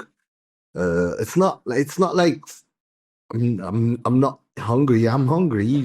I'm trying to manage eat first 2-3 meals when I'm hungry, and not going crazy and just not feeling okay. It's my off season, or I need to push food. I'm just eating like what I want. Just like when I wake up, I feel I want 140 gram of cream of rice. I eat 100 gram of 140. And when like for the next 3-4 hours, I'm not hungry, I don't eat. When I'm hungry, okay, I eat a meal. It's a big meal. And sometimes I eat 2, 3, 4.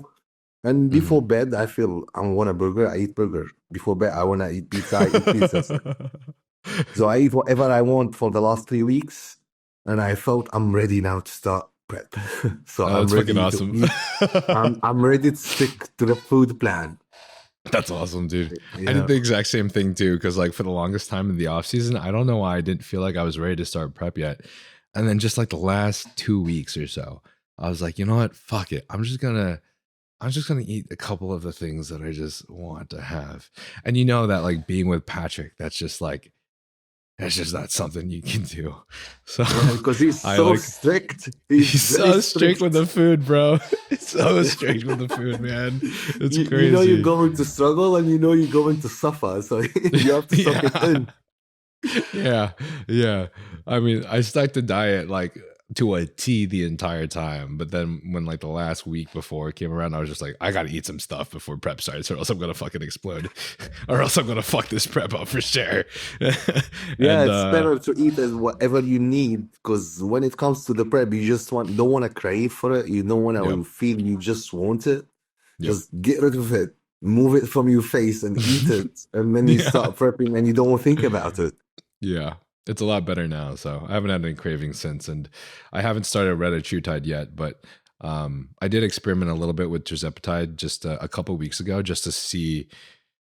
I just like to experiment with these things just so I can have some kind of data for people as well. I did 0.02 milliliters, which I believe was 0.4 milligrams of tirzepatide, when the standard dosing protocol is 2.5 milligrams per week, I think, as a starting dose, which is mind-blowing to me. Because the first 0.4 milligrams, I felt it, right? But doing 0.4 milligrams twice a week was like, holy shit, like cravings went completely away. Like all cravings were gone. So it's really very helps interesting. With the craving. But for me, it just made me feel sick. Maybe if I tried the lower dose like you did, because I tried a much higher dose than you. Yeah. So I felt I got really sick, and I felt for vomiting. So that's why I stopped doing it. Yeah, but maybe if I manage until now, I don't need it. Since I moved to Dubai, I feel my appetite is really great, and I don't need don't worry about it. Don't stress out about it. I don't want to put it in your head too much. You're doing everything perfect already as is. So this this last 6-7 months was really great, and changed really a lot on me since I was in the UK. Yeah. Maybe if I was in the UK, I would 100% need it. I was starving 24/7, man. Starving. God. Do you feel like this was your favorite off season too, or was there an off season that you felt like was the best for you, where you just gained the most? I think this since I moved to Dubai, yeah, I like between the Arnold and the Dubai Pro, it was my best off season. Okay, and what do you Yeah, think that is? Is that because of the focusing on your lats and growing most of the muscle in your yeah, lats? yeah, Yeah. yeah, Okay, that's cool. yeah. I felt I built the muscles I need. I improved my quads. I improved my lats, and I changed a lot since I was in the UK and since I finished the Arnold. So I felt it's really paid off, and I improved my physique a lot. Hmm. And that's why I'm excited to the Olympia because I know I'm so much better than I was last year Olympia. Yeah. The physique I brought to Dubai Pro was very competitive even in the Olympia lineup. So I'm Hmm. really excited to be better by the Olympia and just finally hitting my weight limit. Right. Yeah, I think so too, bro. Every time you do the front relaxed or you're like your front pose with your like arms out to the side and your lats are just coming out like fucking wings, or like your front lat spread, bro. Those are sick poses, man. Those are Yeah, awesome, dude. I never did front lat spread because I felt my lats used to be very weak, and when I do it, I Hmm. don't just have a V taper at all. But Hmm. since I improved it, I was all the time just hitting the front lat spread because I felt it's look awesome now. That's so tight, bro. That's so sick. Um, this is a question that I really enjoy asking some of my fellow athletes and stuff. And I asked Fouad this too, and we don't have to go dive too deep in this or anything if you don't feel comfortable. But I was discussing with Fouad uh, this comment he made about finding the sweet spot for all bodybuilders, like whether you're in open bodybuilding or whether you're in classic. Um, what do you feel about this sweet spot, like this compound sweet spot? Um, have you found like a sweet spot for you to build your own physique? Do you believe in Yeah, this? yeah. Yeah. I've since I took steroids when I was 25. Hmm. That was like 8 years ago. And at the beginning, I was stupid enough to try the higher dose and the lower dose. And for the last, I think, 5 years, I never changed my dose. So I find my sweet spot, let's say. Okay. Yeah. And I feel my sweet spot is like around 600 milligram of test a week Okay. and Yeah. around like 600 milligram of masteron a week and around 400 trenbolone a week. Sometimes Okay. trenbolone were to sick. I tried trenbolone 600 and I couldn't sleep at all when I tried it Hmm. that much. And I feel like the sweet spot for me is taking it like 4 times a week and like 100 milligram every time. Hmm. Trenbolone acetate because I only take trenbolone acetate. I triple trenbolone acetate and I feel it's way too much. Hmm. Like this is 6 years ago. So since 5 years, I feel this dose was the sweet spot for me. Just taking on prep for the last 6 weeks, like 600 milligram of test, 600 milligram of masteron, and 400 of trenbolone. I feel this is the way I improve the most, and this is the way I keep my sleeping on point, and I don't get so many side effects. So I felt this is the sweet spot for injection for me. I never Hmm. go higher, I never go lower for the last 5 years. It just that's what I need. Like when I start taking stuff of prep, let's say for now, I just take train and train, test and masteron. That's the only thing I take up until 6 weeks out. Sometimes 8 weeks out, I introduce train. Hmm. Gotcha. And every prep I've done it in the same way. I never had to go more because I feel the way I'm taking this stuff, my physique just improve every time. Even when I prep, when I start prepping, like even if I didn't do an off season between prep to another, I would still improve by doing this dose. So why would I increase it if I'm improving every show and I'm Right. getting better every show? So I felt Hmm. this is the sweet spot for me. I don't need to go higher. I don't need to go lower. Like Hmm. I've done some coaches, they told me to take less. Some coaches told me to take more. And when I felt I couldn't listen because it's too much or too little for me because I found my sweet spot and that what I need. Hmm. So this is what works for the most for me. So Sometimes train affect me at 400. If I feel I need to take it a little bit. I need to take less, but I fucking love the results of it. Let's fucking go. Do you feel like there was also your dosages are very similar to mine as well, and I feel like for most people, obviously people metabolize at different rates, but for most people I feel like the average for classic physique guys are normally around this level where you Yeah, don't really need to go any higher. Like Patrick had me jump up to 750 for from 16 weeks out to 10 weeks out, 750 of test sust. But now that we hit 10 weeks out, he dropped it back down, changed it to test prop, and then he dropped it to 600, which was my dose for the off season. yeah, And I was yeah, running 600 the entire off season. And yeah, it feels like a great place to be, to be honest. So, yeah. without On exacerbating my, androgenic. I would say in my off season, I increase my tests to 750. I take with it sometimes Bolbino, sometimes Primo. Same Mhm. dose, 750 and 750. Yeah. If it was Bolbino or Primo Polan. So in my off season, I take 2 compounds only. Test Primo or Boldiron, one of them. Mhm. So it's test all the time, and just Primo Polan sometimes and Boldiron sometimes. I don't feel I need to take so much stuff in the off season because, as I said, as a classic physique guys, we don't need to increase so much size because we have a weight limit and we just need to balance our physique to look at the best. So we just don't want to build just muscles everywhere. We just want to Yep. create the balanced look to hit the weight limit and have all the muscles balanced. We don't want to like have big arms and small legs or big legs, small arms. We just have Right. we want every single muscle to look as big as the others. Mhm. And that's why we need to like be very careful about our doses. We can't just push ourselves to the Right. and start pinning ourselves so much. So Mhm. as a classic physique guys, yeah, we don't need so much stuff. Like if I compared myself, total of compounds is always in off season or on prep. Total a week is 1,500 from all stuff together. Mhm. I don't go over like 1,500. I don't think I need it. I've tried before like 5 years ago. I tried, I hit maybe 2,500 total of compounds, and I tried Mhm. 2,000, and I felt it's a bit too much for me. Like I got so much side effects, and I felt the Mm. results are the same. Mhm. Yeah.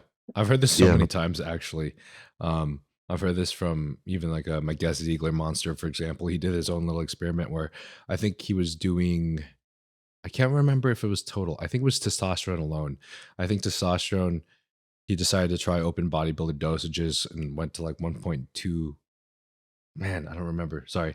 I don't remember if it was testosterone or the total compound use, but basically he was doing 1.2 grams for a while and he was always making great progress. That was like the best progress he's made. And his idea was like, well, good thing that I have mega doses in the pocket. You know, I still got mega doses in my pocket. Like I have these mega doses I can relieve or release whenever it's time. And then by the time he felt like it was time, he bumped it up and doubled the numbers to by about 2.4 grams. And he saw no change in the rate of progression of gains, like no change. Um, which to him told him that like fuck, his blood work is just going to get worse for the sake of no extra benefit. yeah, So I mean, he ended up just bringing it back down to 1.2. And I think that happens with a lot of people. Like maybe certain people can push the markers, certain people with good genetic capabilities where like they are almost not affected by blood work. I think Big Ramy was one of those people I heard. I think Chad Nichols said like Big Ramy, like he takes what he takes, but for some reason Big Ramy's like blood work is always pristine. Um, yeah. yeah, unless you're like someone like that, I think most of the time this is the case. Yeah, you just need like everybody need to do the blood test, and then, as you say, finding the sweet spot to build Mhm. muscles and keeping your health on check. So my sweet spot, as I say, like not to go over 1,500 of total compounds a week. It works for me. It gives me the results I need. And as a classic physique guys, we don't want to go over the board. We don't want to get so big. We have a weight limit to hit. So whatever muscles we will build in the off season, you have a weight limit, and you sometimes you need to lose the muscles you build. So why would you build so much muscle if you have to lose it? Yeah. We also got some hair to save. Hopefully. I think it's too late for me. Hopefully you we need some hair, man. All right, let's ask these questions. You got some awesome ones from the audience. We actually already talked about some of these things, which is good. So, like Sifri asks, what made you put on the most mass and how much? Like food, cycle, sleep, training? ? I think we kind of went over this a little bit. Yeah, I think so. Like just yeah. I said when I came to Dubai, just I improved the most by training and eating and this stuff. All we answered, I think. Mm-hmm.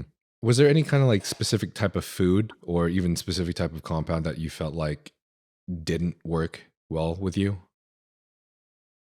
I think Becca didn't work out for me. I just made me feel uncomfortable. I was holding so much water and my back was hurting me a lot. So I felt this compound is not for me. Even NPP, it's just the fast acting DECA. It just hit me the same. I tried it and it felt doesn't work for me. The lower back pain was insane. So I couldn't even move. When I sit, I just feel my lower back is just pumped as fuck and I'm so much in pain. So I put an X for it. So I never took NPP or DECA for the last 6 years. I've tried it before and just I felt it's not something for me. The Daboul the same. Anavar doesn't work for me as well. Just make me feel anxious. So I didn't start. I stopped taking it. Me too. Isn't that that's weird, huh? Like I took like real pharma grade Anavar, and it was different than like, you know, the normal Anavar you get from any other fucking source. The shit was stronger, and it like I felt like I was getting heart palpitations from it and anxiety. And it made me feel the same. Like for the last 5 years, I don't take Anavar. I feel like it's the most popular drug that everybody use. And when everybody's telling me, what about Anavar? I tell them, I don't take Anavar. How the fuck you don't take Anavar? I just don't like it. It just doesn't work. It doesn't work for me well, you know? Yeah. So strange, man. So strange. And then here I'm on the other side and I'm like, oh, I love halotestin. Works great for me. I don't know. Shit's weird, man. Danny Reneker asks, closest call or biggest health scare with PEDs, if you might have had any at all. I didn't have any health issues, thankfully. So yeah, I'm always like checking my blood results, and it's always on point. Luckily in Dubai, since I moved here, I have a clinic that sponsor me, and they do like every 4 weeks for me blood tests. Oh, that's awesome. And if I had any issue, they do IV drips for me. Just really, you feel safe, you feel comfortable. There is a lot of clinics running after you to do a sponsorship for you. So since I came to Dubai, like my health's 100% on point because I'm doing every 4 weeks a blood test, whether I want or not. They come knock on my door. They just do it. Fuck, dude. I'm moving to Dubai. Just man, you have to. And my girl's trying to get me to move to Kentucky, and I could be moving to Dubai right now. Wesley Young asks about your chocolate chip cookie peaks.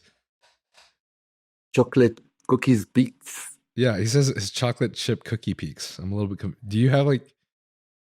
You don't peak on chocolate chip cookies, right? That sounds like that'd be awesome. I don't think it's for me. Just maybe ask the wrong person, but yeah, maybe. I like sweets, whatever it is, man.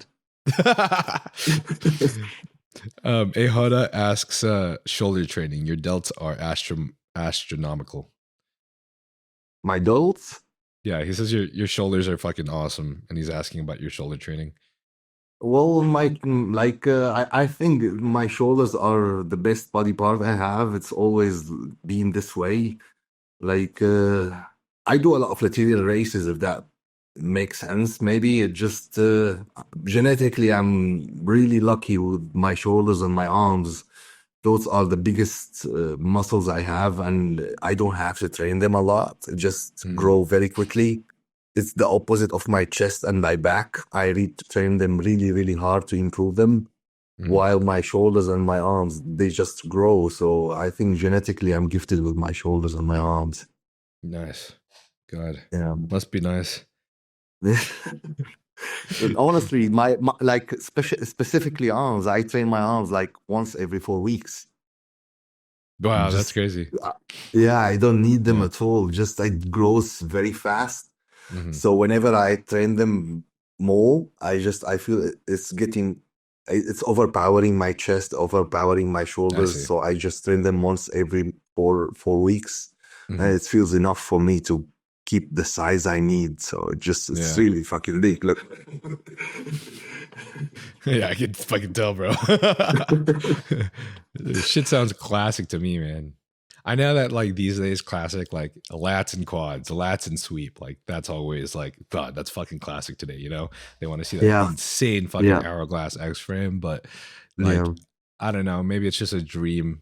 Maybe it's just a dream in my heart, but I just hope for one day the big '90s classic arms to come back. I just fucking love those massive, Hopefully, man. disgusting Hopefully, yeah. arms. Then I will be Mr. Olympia. um, John Benjamin 90 asks, how did you finance yourself without sponsors when you became pro? Well, I work like my actual job is a watch dealer. I work as a watch dealer, so that's my actual job. So Okay. since I turned pro, I was really if I relied on bodybuilding, I would be really broke. I would Mhm. really I think bodybuilding started paying me really good in 2023. Even like I qualify I turned pro and I turned pro in 2019 and I won my first show in 2021. I was still broke in bodybuilding regarding bodybuilding. And 2022 it started getting a bit better. Like let's say I was getting sponsors pays me $2,000 a month, which is still nothing for bodybuilding, you know. And since 2003, I got a bigger jump and I Mhm. started getting paid really well in bodybuilding. But before then, I was really struggling. So it doesn't happen over there. You know, it take Yeah. time, take really, really long time. Yeah. And even until now, if I would rely only on in bodybuilding, I wouldn't live very comfortable. Hmm. I feel the same Yeah. way. I had to do a lot of obviously before I was able to do what I do now, but I always wanted to be a bodybuilder. I always wanted to compete, but I just at the time when I got my pro card, I was around 22, maybe. Yeah, I think I was around 22 years old, and I just wasn't good enough. Like I was in men's physique, and I had just started taking gear for the first time, and I just still wasn't good enough, and I wasn't making any money. So I had to do a big hiatus, and I just stopped competing for 4 years so I could just stay shredded the entire time. And staying shredded on social media and taking advantage of TikToks blowing up at the Yeah. same time during COVID was literally the only reason why I have this platform today, was being able to like gain an audience that was able to support me. So it's hard sometimes. Like sometimes you do just got to sacrifice certain things in your life for you to be able to get to be a bodybuilder and also Yeah. be paid at the same time. There's definitely a big space of time where you're just not able to do the things that you want to, or you have to give up 100%. certain things. There's a lot of other stuff that I'm sure we had to do, Well, but we don't want to talk about. of Yeah. course, man. Most of the bodybuilders are stupid, man. They don't use their brain to make money. You know, like many of them, they just lazy. They don't want to really use their brain. Like they just want to train and have the sponsor come. Why the sponsor would come? You have to have something they would come for you. You know, just Yeah. and you have to think over the box. Like for me, I invest a lot in crypto. I invest a lot in. Like real estates, and I invest a lot in watches. So my Hmm. main job is watches and crypto. So that's why I feel comfortable in life, making enough money. But if I rely only on bodybuilding, I wouldn't be comfortable Yeah. 100% Yeah. unless you are Chris Bumstead. Yeah. Yeah. But even Chris Thompson, if you thought about it, he's investing in everything. He just he did it right. he He did the Jay Cutler invested way. in like supplement companies, invested in his app, he invested in so many things that he felt if he would rely only on bodybuilding or competing, he would leave broke. I'm very amazed at what he was able to accomplish while he was so focused on competing. Because he's a very smart person. He's very smart. He always think outside of the box. Like he was able to, when he prepping on competing, to build his app, to build his company, but like he was selling clothes and like he was doing everything he can as a businessman, not only as a bodybuilder. Yeah. I agree. It's nuts. Sam Xiong. Oh, fuck. I wish I just didn't say it. Sam says, gain 2 to 3 inches down there or win Mr. Olympia? Win Mr. Olympia. Fuck that. It's a pleasure for me. I don't want pleasure for others. Oh, shit. A lot of these we actually asked already, which is cool. Like people are asking, like, how did you maintain to consistently come peeled, etc. Mindset, man. Mindset. If you have the mindset to always keep pushing way over your limit just to reach your goal, because I know the goal. I put a standard for myself since I reached that condition 2021. And since I reached that condition, I always want to hit the same. I just want to come as peeled as I came in 2021. If anything else, it's not good enough. So I always have the standard for me. It's the condition of 2021, and I always want to hit it. So every time if I felt I'm not, I start comparing pictures like between prep of 1 week out before 2021, the first show when I got peeled, and now if I feel I'm not close to that condition, I keep pushing harder and harder and harder. I don't get cheat meal unless I'm very close to that condition. So I'm always struggling just to push as hard as I can to reach that condition. And just the mindset. Some people break during the prep. They will just, okay, let me have some extra 100 grams of oats. Let's have extra 200 grams of rice. It will not break me. No, it will break you. You have to stick to your plan 100% all the time. Yeah. Nabil Baba. Some of these names are crazy, bro. Nabil Baba asks, what's a common bodybuilder mistake before they go to stage? I think the common mistake is just they eat rice cake and jam. I think it's one of the main mistakes. What the fuck gonna change in 30 minutes, man, of 20 minutes before stage? Just I feel I need to eat one meal, and this meal has to be 2 hours out. Why do I need to just 10 minutes, 20 minutes before the stage, I need to eat rice cake and jam? And I see a lot of people, specifically amateurs, they do like a lot of jam and rice cake. What's gonna change in 10 or 20 minutes? The work is done. The work is done. Just like it will get you bloated, or it will increase your blood sugar, and then you will start sweating on stage. It doesn't make sense for any bodybuilders to do this shit. So I see a lot of mistakes of people like in the backstage snacking on a lot of rice cake and jam and peanut butter. I feel it's useless. Okay. I'm glad you said that, because I'm one of the amateurs that made the mistake of eating sugar backstage. I think sugar, it really make you sweat a lot on stage, because it will increase your blood sugar, and you will, like, imagine if you eat cheat meal. You always when you are like dieting for a long time and you start eating cheat meal, you start sweating. Why are you sweating? Because your blood sugar increased, and why do you need it right before the stage? Just shock your body and then go on stage when you will do some intense shit and you will start sweating for no reason. And many people, like, when I go to the stage, I never sweat because I don't touch sugar. I don't touch sugar or any food. I never sweat. And some people, they will sweat their ass off. I always like having like a little bit of honey before I go to stage, because it just makes me feel the honey high. You know what I mean? Like I just feel happier when I go on stage. So like I feel happy during my performance. It gives you a nice taste, but I feel it really makes you sweat a lot. Like I sweat a fuck ton. For me, I would just have a little bit of salt, just not Uh-huh. too much, maybe quarter gram with a little bit of sip of water, Okay. just to like get some pumped, But I don't feel I need any sugar. I feel most of the people do this mistake going right before the stage and they start sweating a lot on stage. That makes sense. I was You wondering know, why I was sweating so fucking much last time. I mean, everyone was sweating, but I was sweating the most by far at the first pro show I did last year. So they try actually like without they sugar had and yeah. Okay. sorry, go ahead. No, I'm gonna do that. I'm gonna do that. They were like calling all of us off stage to dab us because they had us up there for a whole hour, which was kind of crazy.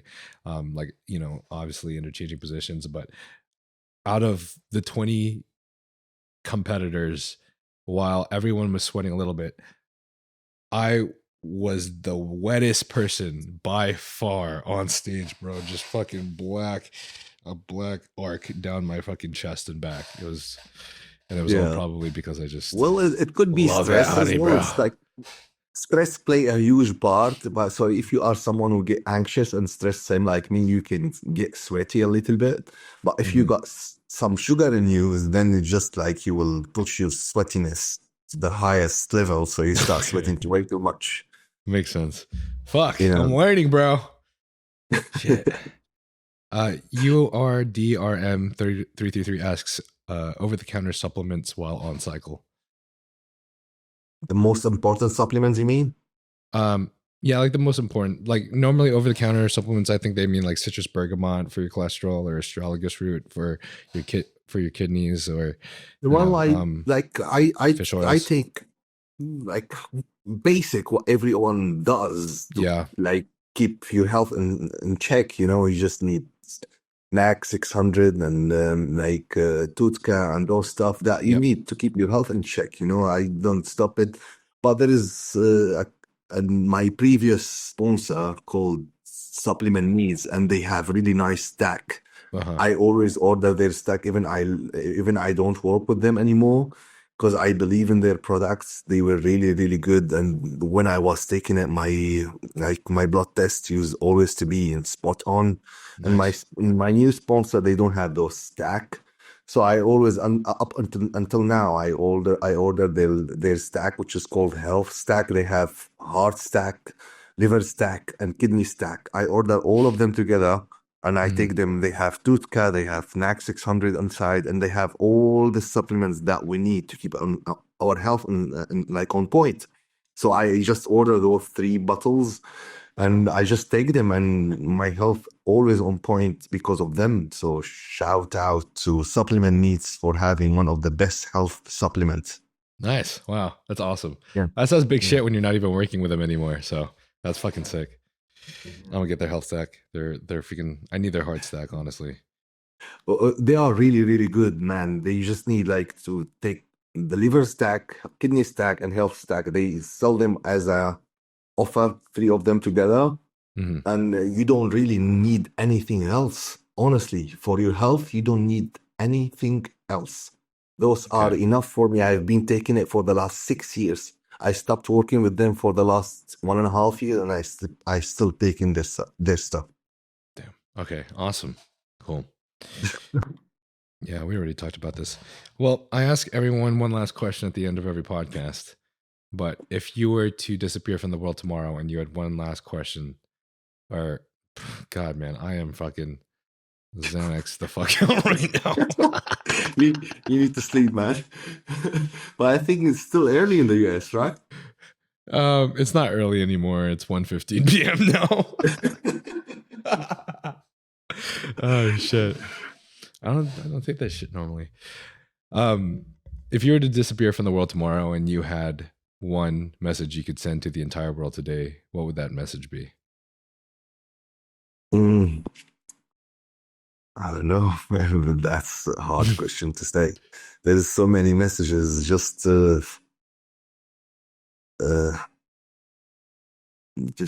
like be good to people. Just treat them well, treat everyone well, and just don't be shitty to anyone, even on your prep, even when you feel you're lowest. Sometimes like we just do stupid shit. Yeah. and we regret it for the many, many days to come. So just think about what you're gonna say, what you're gonna do, and be nice to others. Just that's what we take in with us. Your reputation, how good you are, and how you treat others, and this is what people respect you for. So just be good to others. Simply. I love that. Yeah. Yeah. That's it's a reminder I needed right now while I'm on prep, because sometimes Man, it won't turn out. when we are taking stuff, sometimes we do stupid shit. We just need to be good to others, and just people respect us for that. Sometimes some people come to me to the gym, inside the gym to me, like when I'm on prep previously in the last few years, like I was getting angry for no reason. And specifically in the last year, I start watching myself how I'm gonna react for anyone who's talking to me, how I'm going to speak to them, and just being nice. Really, like even if you don't have to, just being nice will really change the look of yourself in front of people, of how people look at you. Because sometimes we just need to be nice, man. Yeah. Yeah, and we are a lot of being assholes when we take in some stuff, man. We just need to fix our behavior. Yeah. For real. Well, thank you for coming Yeah. on, bro. That was fucking awesome, man. Thank you for having me, really love bro. that. So thank you for having and good luck in your show. 10 weeks out. It's not long. I think I'm competing just 2 weeks after you, so in the Yeah. Olympia. Yeah. So hopefully we will see you there. That you will choose to compete in this year Olympia instead of next year. And hopefully we'll see you there, brother. Thank you, bro. Thank you, man. I'm really excited to see you at Olympia. So I know you're gonna kill it. Where can everybody Thank you, find brother. you? Wish me luck. And I think I'm gonna be in the top 5 this year. I know some people think I will not be able to, but I believe in my ability and I'm not delusional. I'm realistic with my goal and realistic where I can be. I think top 5 is really realistic for me with how the improvement I made. And yeah, since last year, everyone, oh, Michael will not make it to the top 10. Here I am in the top 6. The year before, just Michael will not make it to the top 10. Yeah, here I am in the top 7. And this year, I'm saying it, I'm going to be in the top 5. And I know what I'm capable of. Thank you for having me. And we don't want to repeat everything else again. So Thanks for coming on, bro. Where Thank can you. everybody find you? Sorry? Where can everyone find you? Like socials or anything you want to promote? YouTube, or Michael Daboul on Instagram, Michael Daboul. I haven't been posting anything on YouTube for the last 2 months, so I'm sorry for that. Whoever follows me there, I promise you I will get back and I will be posting again on my YouTube channel coming to this prep. And yeah, wish me luck, and I will be trying my best to post everything on YouTube, how I eat, how I train. So if you want to follow me on YouTube, it's Michael Daboul as my name showing here. And you can find me on Instagram on the same name. I don't have a TikTok. I don't have a Snapchat. So just follow me on those 2 places. Thank you for having me again, Niall. And I'm looking forward to see you in 10 weeks on stage. All right. You too, bro. Thanks for coming on, man. Thank you, bro. Take care. See Later, ya. bro. Bye.